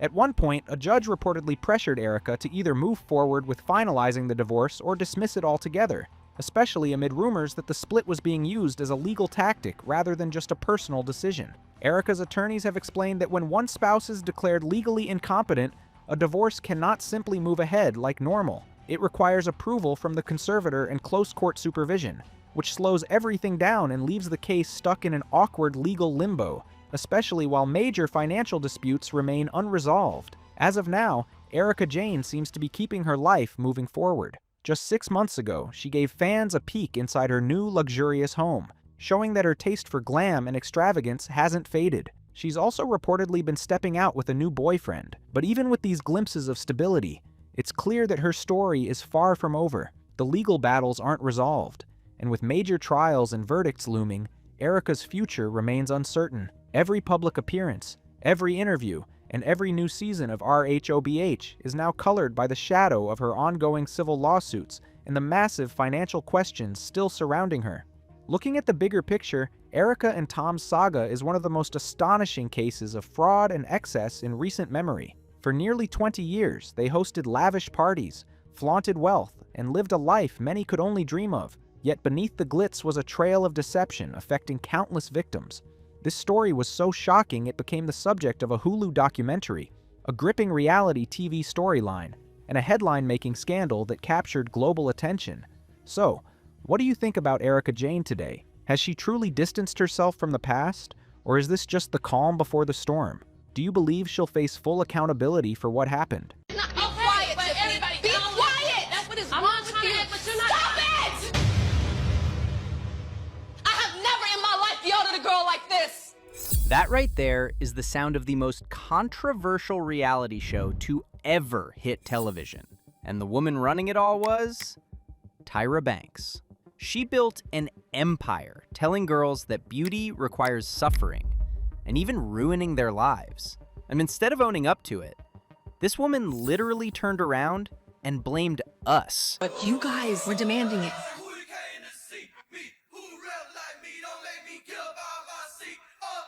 Don't fuck up. Like we asked for, the body shaming, the straight up racism, and the abuse happening on that show. But it all happened, and the receipts are everywhere. And now, Netflix just blew the whole thing wide open. I haven't really said much. So yeah, it is definitely time. Today, we are going all the way in. We are talking about all the dark, twisted stuff Tyra Banks tried to hide, right from the sexual assault that got filmed, completely covered up, and edited to look like a spicy cheating scandal, just to shoot up TV ratings. Please tell me what you did. Just tell me. Think of the worst possible thing I can do. You had sex? Yeah. Oh my God, honey. To the winner who had her crown literally snatched out of her hands right after she filmed her winning moment. I was the winner. I filmed the scene after they told me that they weren't airing me as the winner. To the super offensive race swap photo shoots that they forced on these girls. Not once, but 3 separate times. To the fact that they actually forced young girls into painful, permanent dental surgery just for shock value. But yeah, they pulled these all out of my mouth. And so much more. It's all just so crazy. How does one woman get away with messing up this many people on international TV? And how was she able to build an empire on top of this much damage? Oh my God, I think we've built a monster. Let's get into exactly how Tyra Banks became reality TV's biggest monster. You want to be on top? You really cannot understand the nightmare Tyra Banks created for these girls without understanding the exact wound it came from. When Tyra first tried to break into modeling back in the early 90s, the New York agencies did not just tell her she needed more practice. They flat out told her she was completely unsellable. And I took them to like 6 agencies, and the first 5 said no. And finally one said yeah. Kind of hurt, you know? They were like, oh, we don't want any black girls. Oh, your nose is too big. Oh, your lips are too full. It's kind of like, you start looking in the mirror like, oh my God, am I ugly or what, you know? And then one takes you and it's like, wow, it feels good. Tyra barely survived an industry that was completely built from the ground up to destroy her. But instead of tearing that machine down, she turned around and built her own exact version of it. I did not know that I was going to be leading girls with self-esteem, but I did know that me being a black woman on that cover, that would move black beauty forward. From that moment forward, everything else just fell into line. It just changed everything. That was the beginning of, I can really take my career to a level that nobody's ever gone to before. She was sort of like this pioneer. From the very beginning of her career, she and Naomi Campbell were violently pitted against each other because the high fashion industry back then literally only had room for one black supermodel at a time. That was the unwritten rule. And instead of fighting that completely racist structure, Tyra internalized it, took all of that pain, and directed her resentment right at Naomi. I was tired of having to deal with you. I was tired of that pain. I was tired of the comparison. I was tired of constantly hearing that I got canceled from this job or this. I need you to keep that exact dynamic in the back of your head, because that pattern of taking your pain out on the people next to you is going to matter a lot when we look at what she eventually did to dark-skinned women on her own show. I think that that rivalry has made me start America's Next Top Model because I says I will never be what that represented. By the time we got to the late 90s, Tyra had become completely unstoppable. She got her Victoria's Secret angel wings, she landed the cover of GQ, she landed Sports Illustrated. Plus, she was literally the first black woman to ever do both of those. The girl they once called too ethnic to book a basic catalog was suddenly staring at you from every single newsstand in the country. Then we get to 2003, when Tyra was at the absolute peak of her power. She had everything. But then, she suddenly just called it quits and walked away from modeling completely because she realized she didn't want to just be the product anymore. She wanted to be the person making the product. Which sounds amazing, right? It sounds like this incredible, empowering boss move, and we were all rooting her. However, what she actually did was lay the foundation for the most traumatizing empire in fashion history. Wanna be on top? Wanna be on top? So, Tyra Banks takes this idea for a reality TV show to every single major network, and every single one of them tells her no. This is majorly because the idea of reality TV already had a massive stigma back then.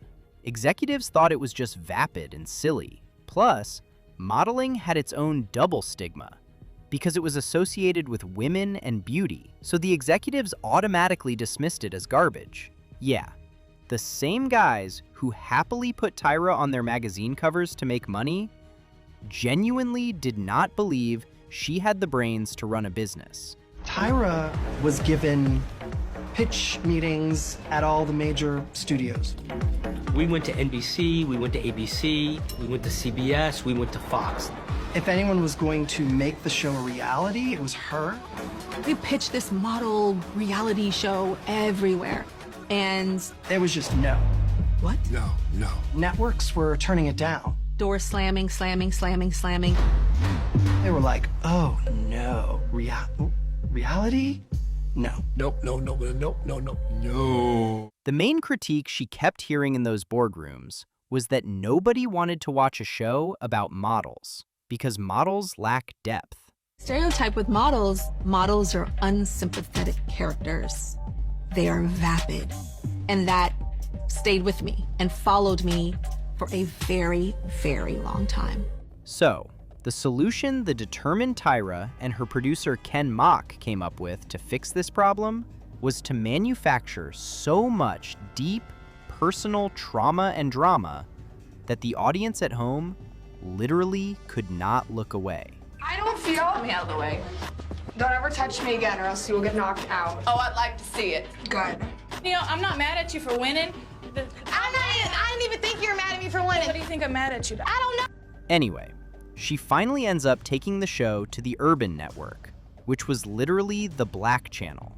For anyone too young to remember, UPN was where all the black sitcoms lived in the early 2000s. Shows like The Parkers and Half and Half. It was a channel completely segregated from mainstream white programming.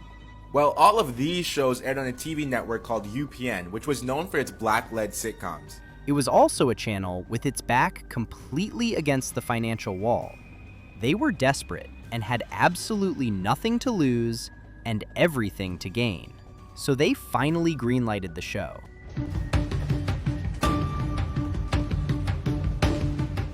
This week has been a very interesting week in this judging room. The judges are less than impressed. As a whole, the way you all delivered. When the first season debuted in the summer of 2003, it changed everything. A black supermodel was not just hosting the show, but she created it, and she was the executive producer. Plus, she decided to put 2 openly gay men of color at the front and center on national television. She also brought in Miss J. Alexander as the runway coach. I have the one and the only top runway trainer. I have known him since I was 17 years old. His name is Jay Alexander. Come out here, Jay! These girls are extremely lucky to have Jay, the diva extraordinaire. And she brought in Jay Manuel as the creative director.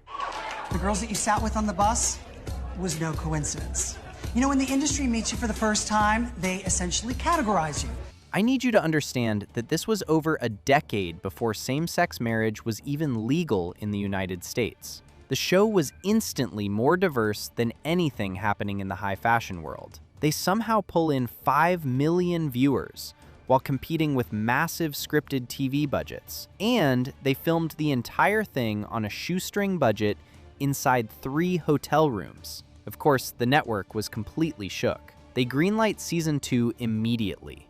And this is the moment her co-creator, Ken Mok, fully enters the room. Ken Mok is the producer behind Making the Band and all those early chaotic competition shows.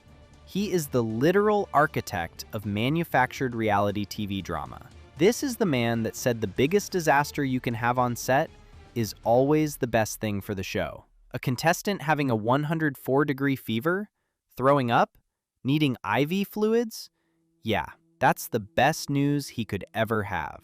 This should tell you exactly what the foundation of America's Next Top Model was built on. And Tyra Banks, the woman who kept telling us she just wanted to give girls like her a chance, built this traumatizing machine right alongside him. I'm the creator and the executive producer of Top Model. And Top Model is a show about supermodels and what it takes to be a supermodel, the ins and outs, the grit, the grind. This is my first executive producership, and I take it very seriously. I've been talking to the lighting guy, just had a meeting with the DP yesterday, all the way down to picking the girls' clothes of what they're gonna wear for publicity shoots, and I mean, I'm very involved. So when Netflix dropped Reality Check, Inside America's Next Top Model, a 3-part series, and Tyra said this: I haven't really said much, but now it's time.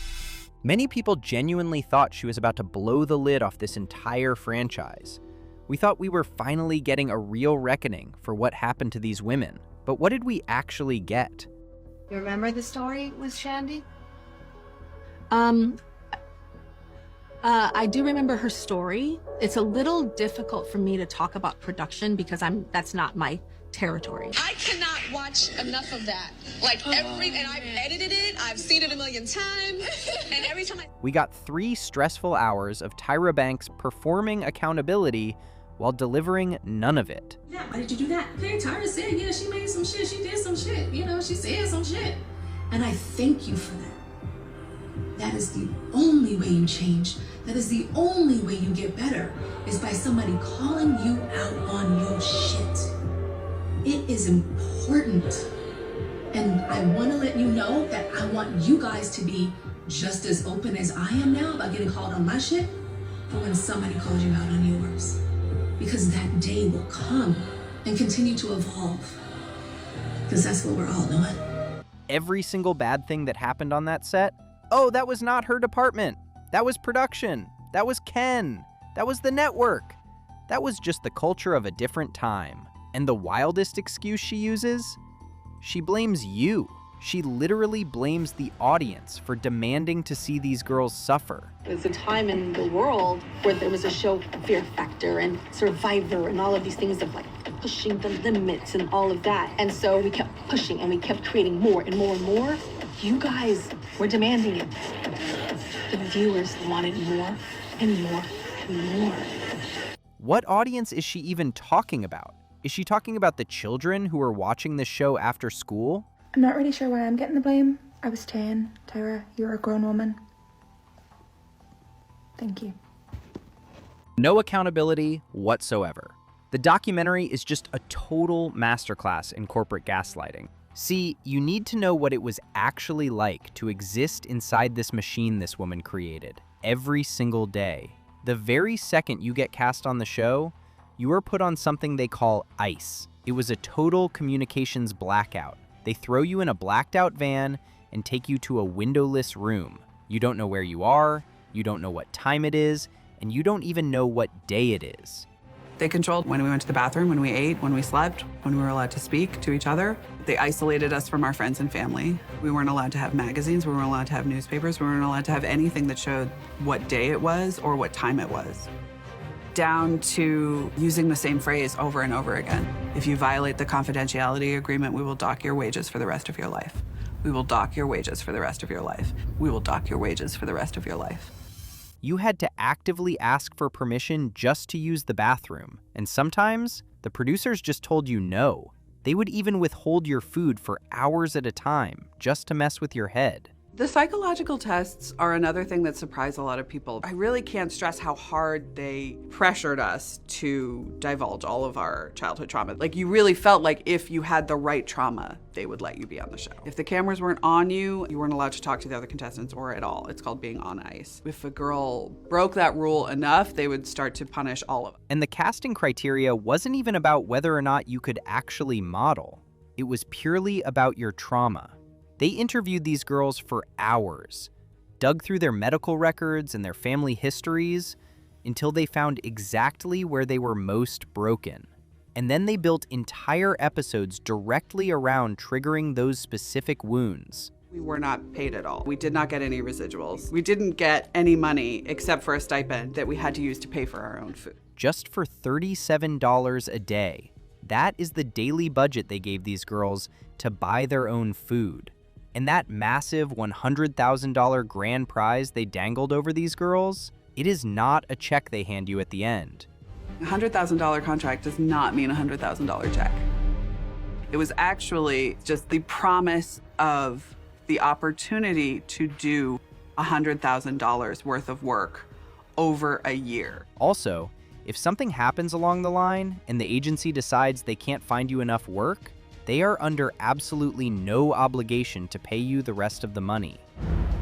But there was a clause that said that if circumstances arise and that work can't be provided, they were under no obligation to pay you. Now throw in the fact that judging panels could take up to 18 grueling hours to film. You are dealing with sleep-deprived, starving girls who are completely cut off from the outside world, being psychologically dismantled by a panel of judges for almost a full day. That is the actual machine they built. And that was before a single photo shoot even started.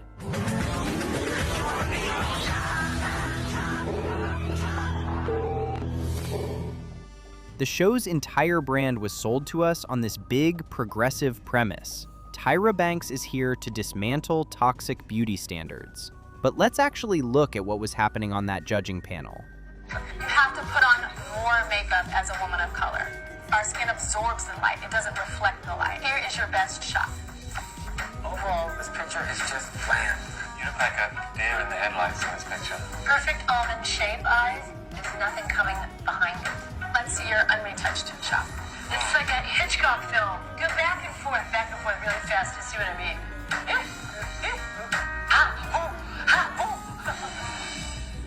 What are you feeling right now, Kelly? You look a little... It's very shocking to see it like this. The people that usually see my skin tell me that I have beautiful skin. The plus-size models never won the early seasons. The short girls got eliminated specifically for being too short. It was a little bit damaging to see them editing me eating the same bagel, for example, showing me eating it as if I've eaten 3 different bagels, but it really was the same one. You're really gaining a little weight. You can see that. No? Yeah. Should be careful of that. Just try and pull it in a little more.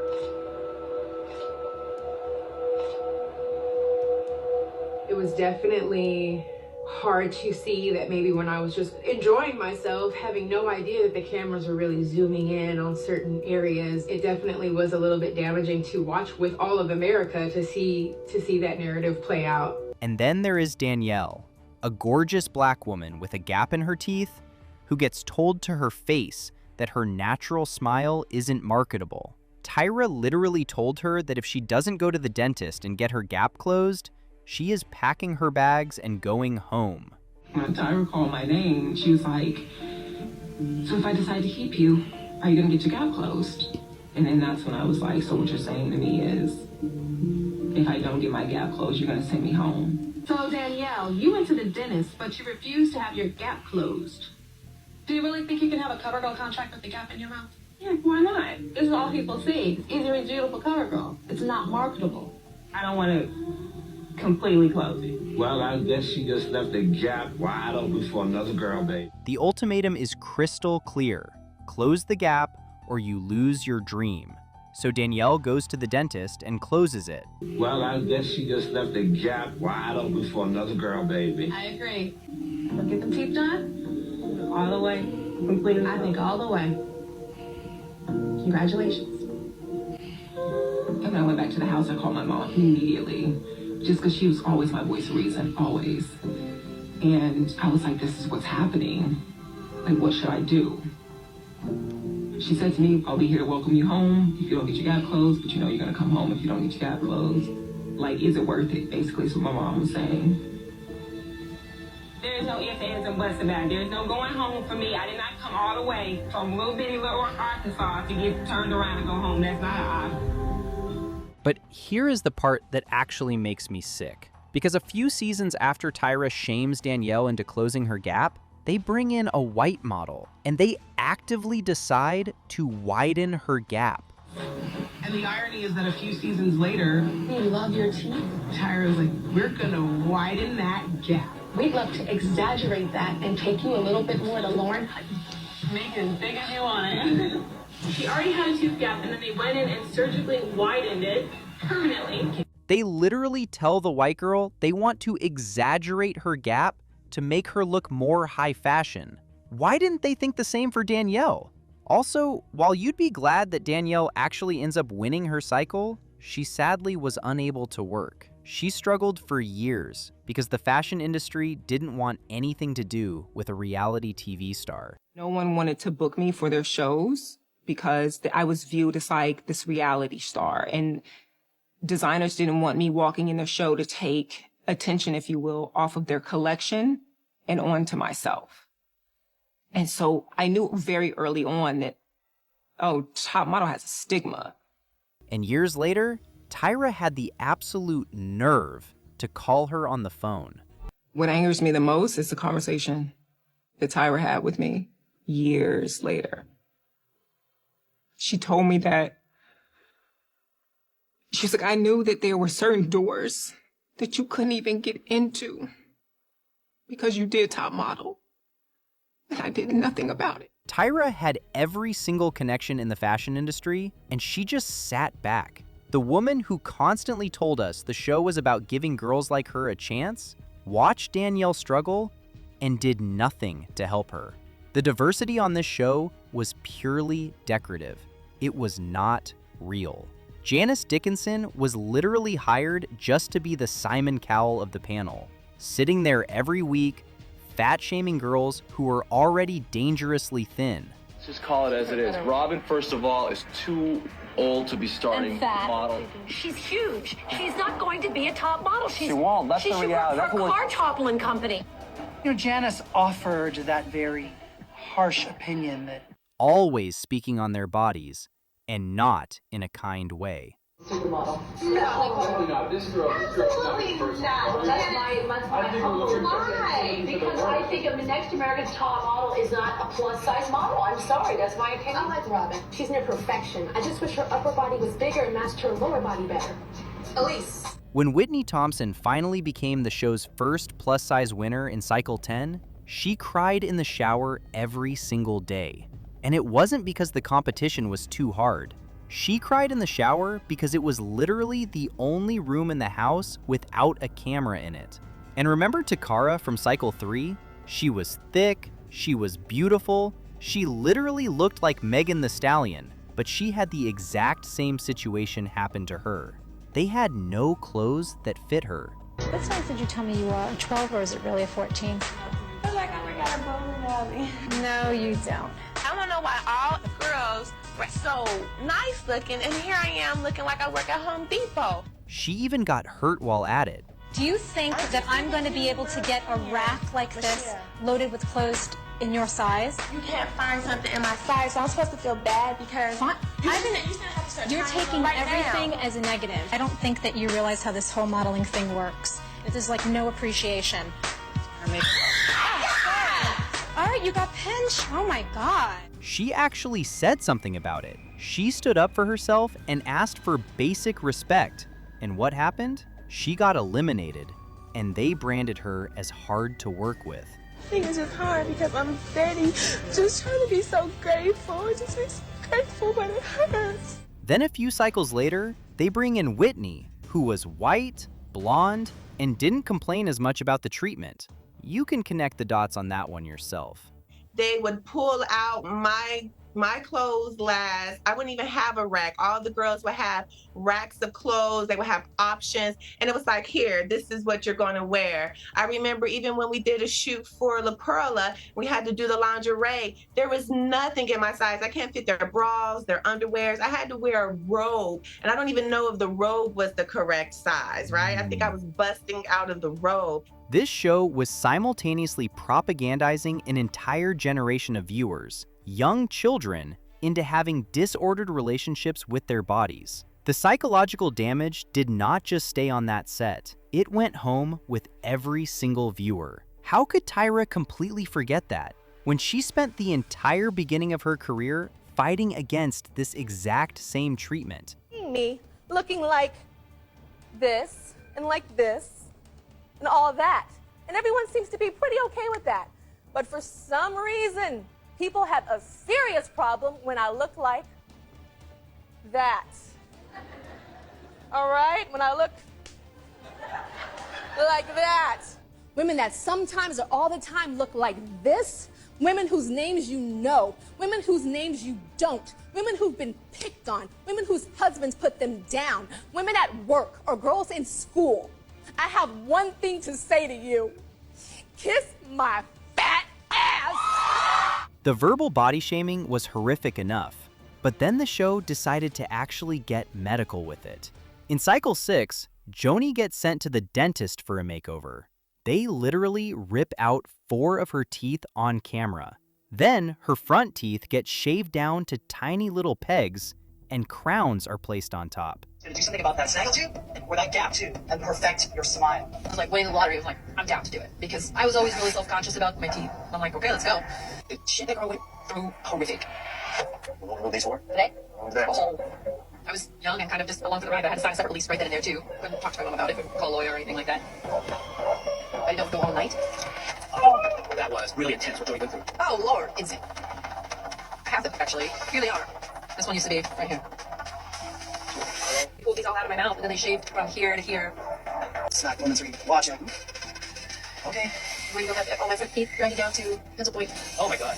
I still remember her looking at the camera and saying, look at what they did. Look at my teeth. It was insane. She literally described it as winning the lottery because she couldn't afford dental care any other way, which is absolutely not the cute empowerment arc the show wanted us to hear. It means she was a young woman who got cornered into having permanent, irreversible surgery on a reality show because American healthcare is an absolute nightmare, and that was her only way to get it fixed. And to this day, she still has bite issues from that rushed procedure. Just really did not fix anything. There were many problems that were never fixed. I still got a crazy bite issue, and those issues will never be resolved. It was fucked up, but at the end of the day, I was a grown adult woman with teeth I thought I would never fix. This means they pushed a girl into major surgery in less than a week, on television, entirely for beauty, without any care for her health. That's insane. And now we really have to talk about the race swap shoots. And I need to stress this as clearly as possible. They did not do this once. They did not do this twice. They did this 3 separate times. We are actually going to switch your ethnicities. Tiffany, you're going to be Native American. Brittany, an African American woman. Kenya, Korean. And Noelle, we're making you into a traditionally African woman with a head wrap and everything. We start in cycle 4, 2004, when they put a white model in explicit, undeniable blackface. Hey, real cute, Fred. Got milk? Got milk? In the new documentary, Tyra tries to claim that this was just her unique way of showing the world that brown and black is beautiful. I didn't think it was controversial.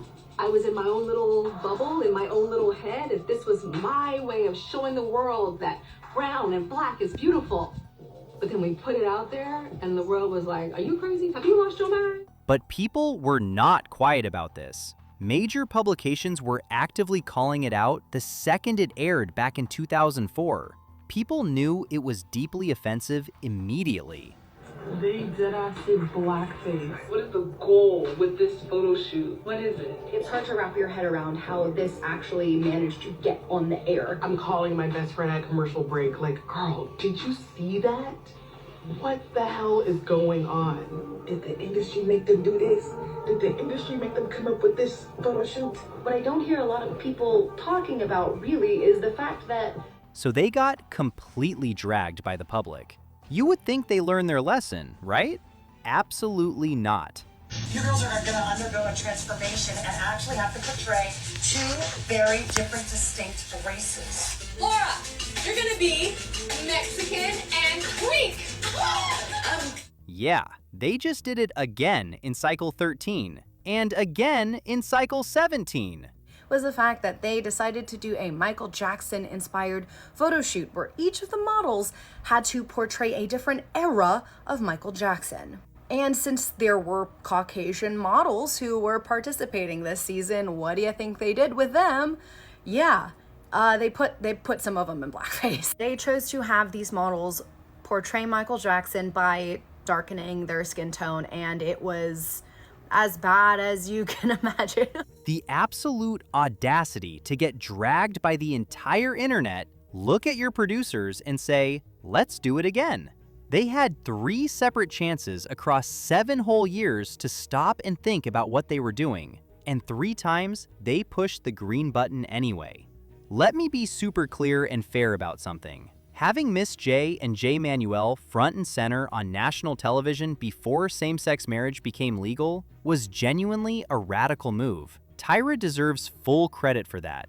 After all, the closest thing we had to gay representation back then was Will and Grace, which was a scripted sitcom.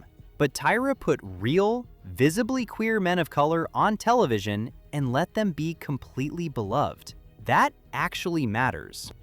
Loved Miss J. Forgot to brush her teeth. We had this natural banter. Jay loves to do an expression and an eye roll. And I feed into it. Like we literally just fold together like this. Don't listen to her. She's crazy. She just up gray and green. What a combination. And then there was a support. Because it was like gay Wonder Twins activate. We were together, so they can't attack us. Again, I know it sounds ridiculous today, but it was such a different time. But the treatment of the actual queer contestants, that was a completely different story. Ebony didn't even get to tell her own coming out story on her own terms. Tyra completely ambushed her and told it for her on camera. When I went on that show, I knew people would be against anything that I represent, being a Black woman that's gay or whatever it is. But I did think that I would be protected. Like, production just forgot about the danger of outing someone on national TV in 2003. They didn't care. If Ebony was in physical danger back home because of it, that just meant better ratings. That was just more material for them to exploit. And then, what happened to Shandy Sullivan is one of the most serious, terrifying things that happened on this show. But they packaged it and turned it into entertainment. We are in cycle 2. Shandy is this sweet, small-town girl from the Midwest. She is in a long-term relationship with her boyfriend, Eric. She's a massive frontrunner. They go to Italy for the finale. Production invites a group of male models back to the hotel. There is a hot tub. There is a lot of alcohol. Shandy drinks way too much and completely blacks out. Then, a male model follows her to the bathroom and into the bedroom. They have sex, and the camera crew literally films all of it. No one did anything to stop it. And it all got filmed, all of it. Every moment of it.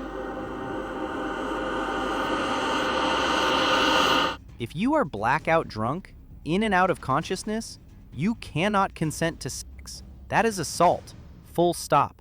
That is what happened on camera on America's Next Top Model. She was assaulted, and the sound guy and the camera guy literally walked up to Shandy the next morning and apologized, telling her they were really, really sorry they had to film that. We're really, really sorry that we had to film that. They knew exactly what they were doing, and you cannot tell me otherwise. The next morning, production refuses to give her a phone to call her boyfriend Eric. until she physically threatens to quit the show entirely. Then, they finally hand her a phone with one sick condition, that they have to record the call. It's like the worst possible thing I can do. What's that? Yeah. I'm trying to tell you. I don't get it. I can't be with someone that cheated on me. What do you want me to do? What can I say to this? How can I hug you? You think about how we wanted to be together forever. And you throw it away. You stupid bitch.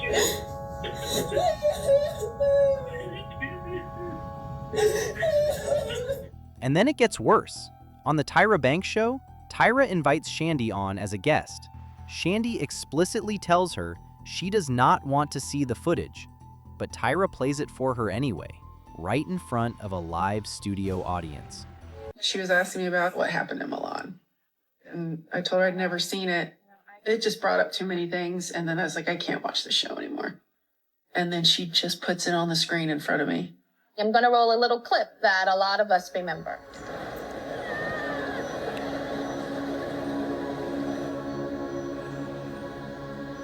And I don't look at it.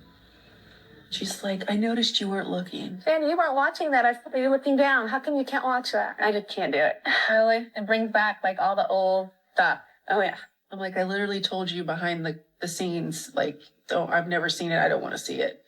Don't show it. You didn't respect that. And then she actually goes on to drill her about the boyfriend and ask her why she is single. Everybody wants to know, are you still with your boyfriend? I'm single now. You're single? Yeah. Why did you guys break up? Well, he couldn't get over it. He couldn't get over that. But you guys were together for I remember after you were together. Me and Eric, we tried. We really tried. I mean, he moved with me to New York after the show. But it would suck when I'd be walking with Eric down the street and somebody recognized me and called me a slut to my face. Or a cheating whore. Eric standing right next to me. That was fun. It made me hate myself. It made Shandy completely hate herself. They literally weaponized her lowest, most traumatic moment and packaged it for daytime TV ratings. In the documentary, Tyra's response when this comes up was, "That wasn't my department. That was production. I wasn't part of the filming team." You remember the story with Shandy? I do remember her story. It's a little difficult for me to talk about production because that's not my territory. You were in the editing bay, Tyra.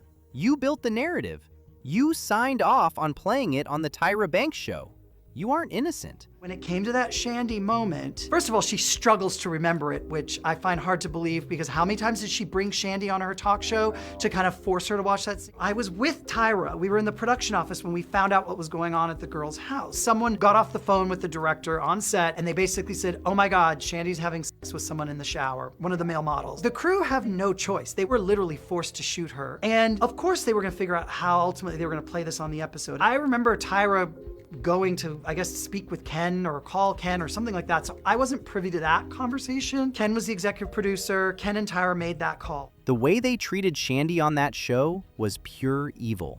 I feel that just was a step too far, was filming her go to the doctor. That part was just terrible, especially because she threatened to quit the show. And if she quits the show, just so you know, they have to let her quit and not shoot her anymore. So they had to find a way to get her to stay, and then they kept shooting her. So the manipulation was just brutal.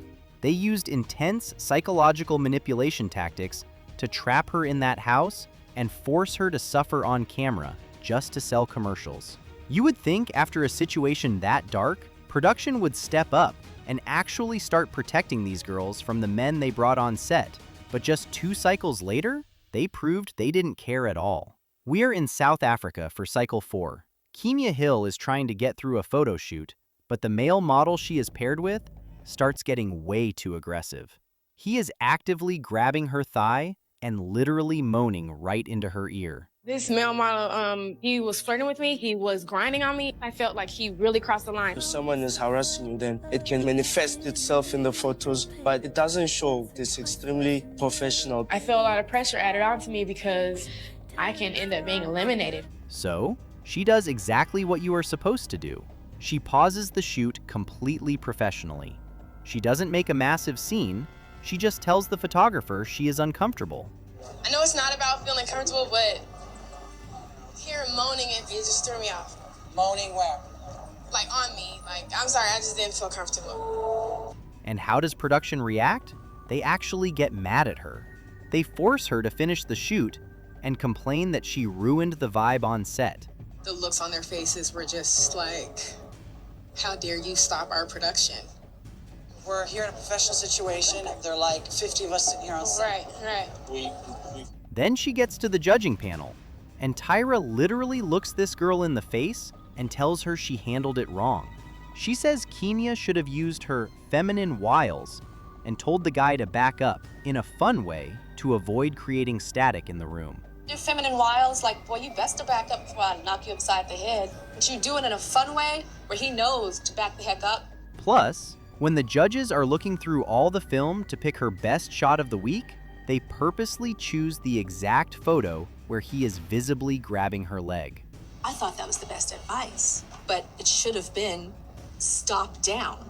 And that's what would happen today. We now all understand the protections that women need. And so I say to Kenya, boo-boo, I am so sorry. None of us knew. Network executives didn't know. She was the executive producer. She was in the editing bay. She literally chose the photo. And even Nigel Barker sits there making excuses, trying to say this is just the reality of the modeling world. Some of those things are also kind of the reality of the world. You know, unfortunately, in the fashion industry, there's always been a lot of issues with, you know, sort of harassment in every sort of shape or way, whether you're a male model or a female model, actually. You know, not everyone is going to handle the same situation in the same way, but you as an individual should be able to stand up for yourself and say, hey, no, this isn't working, or, you know, or figure it out and just get the job done. I mean, there's people and cameras everywhere. Instead of protecting a young girl in their care, these fully grown adults completely gaslit her for not smiling through sexual harassment. The show demands that you smile through literal abuse, but the second you try to stay positive during an elimination, Tyra completely loses her mind. Which brings us to the clip that literally broke the internet in 2020. This is the exact moment that started the entire modern reckoning with this franchise. Tiffany Richardson gets eliminated, and instead of sobbing and performing a massive breakdown for the cameras like the show expects her to, she tries to keep it light. She laughs a little and tries to comfort the other girls, because that is just how she processes pain. Tiffany, I'm extremely disappointed in you. This is a joke to you. You've been through anger management. You've been through your grandmother getting her lights turned off to buy you a swimsuit for this competition. And you go over there and you joke and you laugh. This is serious to these girls. And this should be serious to you. Looks can be deceiving. I'm hurt. I am. But I can't change it, Tyra. I've been... Yes, you can. No, you can't change what? I'm sick of crying about stuff that I cannot change. I'm sick of being disappointed. I'm sick of all of it. I'm not. You're not sick of being disappointed, Yeah, Tiffany. obviously I am. No, you're not. If you were sick of being disappointed... And her refusing to perform that trauma on command is exactly what sets Tyra off. I don't have a bad attitude. Maybe I am angry inside. I've been through stuff, so I'm angry. Yes, but it's not, this is not, be quiet, but Tiffany. everybody Be knows quiet! That's what is I'm wrong not with trying you. to act, But you're not. Stop it! I have never in my life yelled at a girl like this. When my mother yells at this, it's because she loves me. I was rooting for you. We were all rooting for you. How dare you? Learn something from this. When you go to bed at night, you lay there and you take responsibility for yourself, because nobody's going to take responsibility for you. You roll in your eyes and you act like this because you've heard it all before. You've heard it all before. You don't know where the hell I come from. You have no idea what I've been through. But I'm not a victim. I grow from it and I learn. Take responsibility for yourself. But let's be entirely real. Crying is not the only way grief looks, especially for Black women who've spent their entire lives being told they have to stay composed in public just to survive. Tyra really scared all of us. Like, we literally jumped out of our seats. And how does Tyra try to explain this away in the new documentary? She actually claims she yelled at her because she loved her so much. I went too far. I lost it. It was probably bigger than her. It was family, friends, society, Black girls, all the challenges that we have. So many people saying that we're not good enough. I think all that was in that moment. That's some Black girl stuff that goes real deep inside of me, but I knew I went too far. Right. She was so filled with love that production had to physically drag her out of the room. She was so filled with love that corporate lawyers had to show up on set the very next week. When they were done shooting, production staff literally just took Tyra off set. It was very scary. It was like she went off, and Tyra never went off.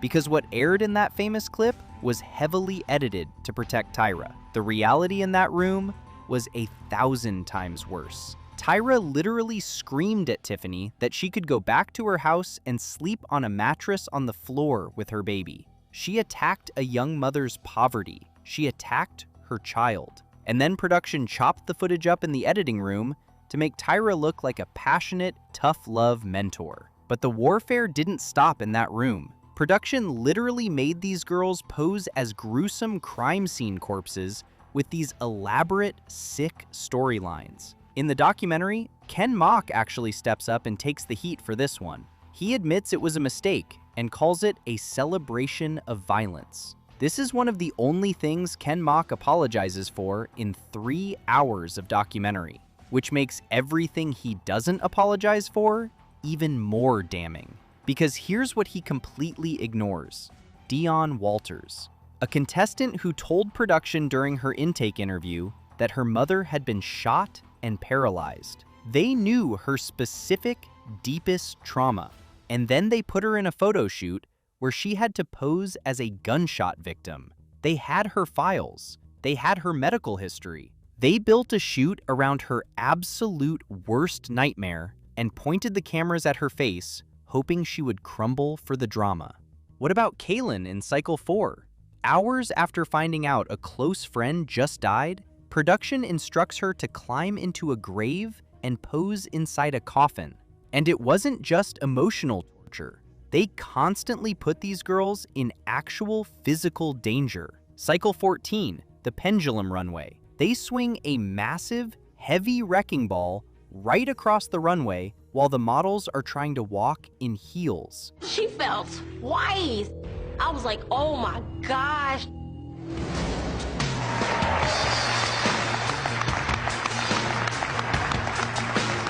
She got hit. Oh, she got hit off the runways. Okay, you recovered well. You got up and you rocked it out there. Beautiful. Or what about Carity English in Cycle 7? They forced her into a freezing cold swimming pool. She was in there for so long that she started violently convulsing. Medics literally had to pull her out of the water because she is going into hypothermia. Carity actually had to stop because she was so cold that she was kind of convulsing. As a model, but she is still the one who gets blamed.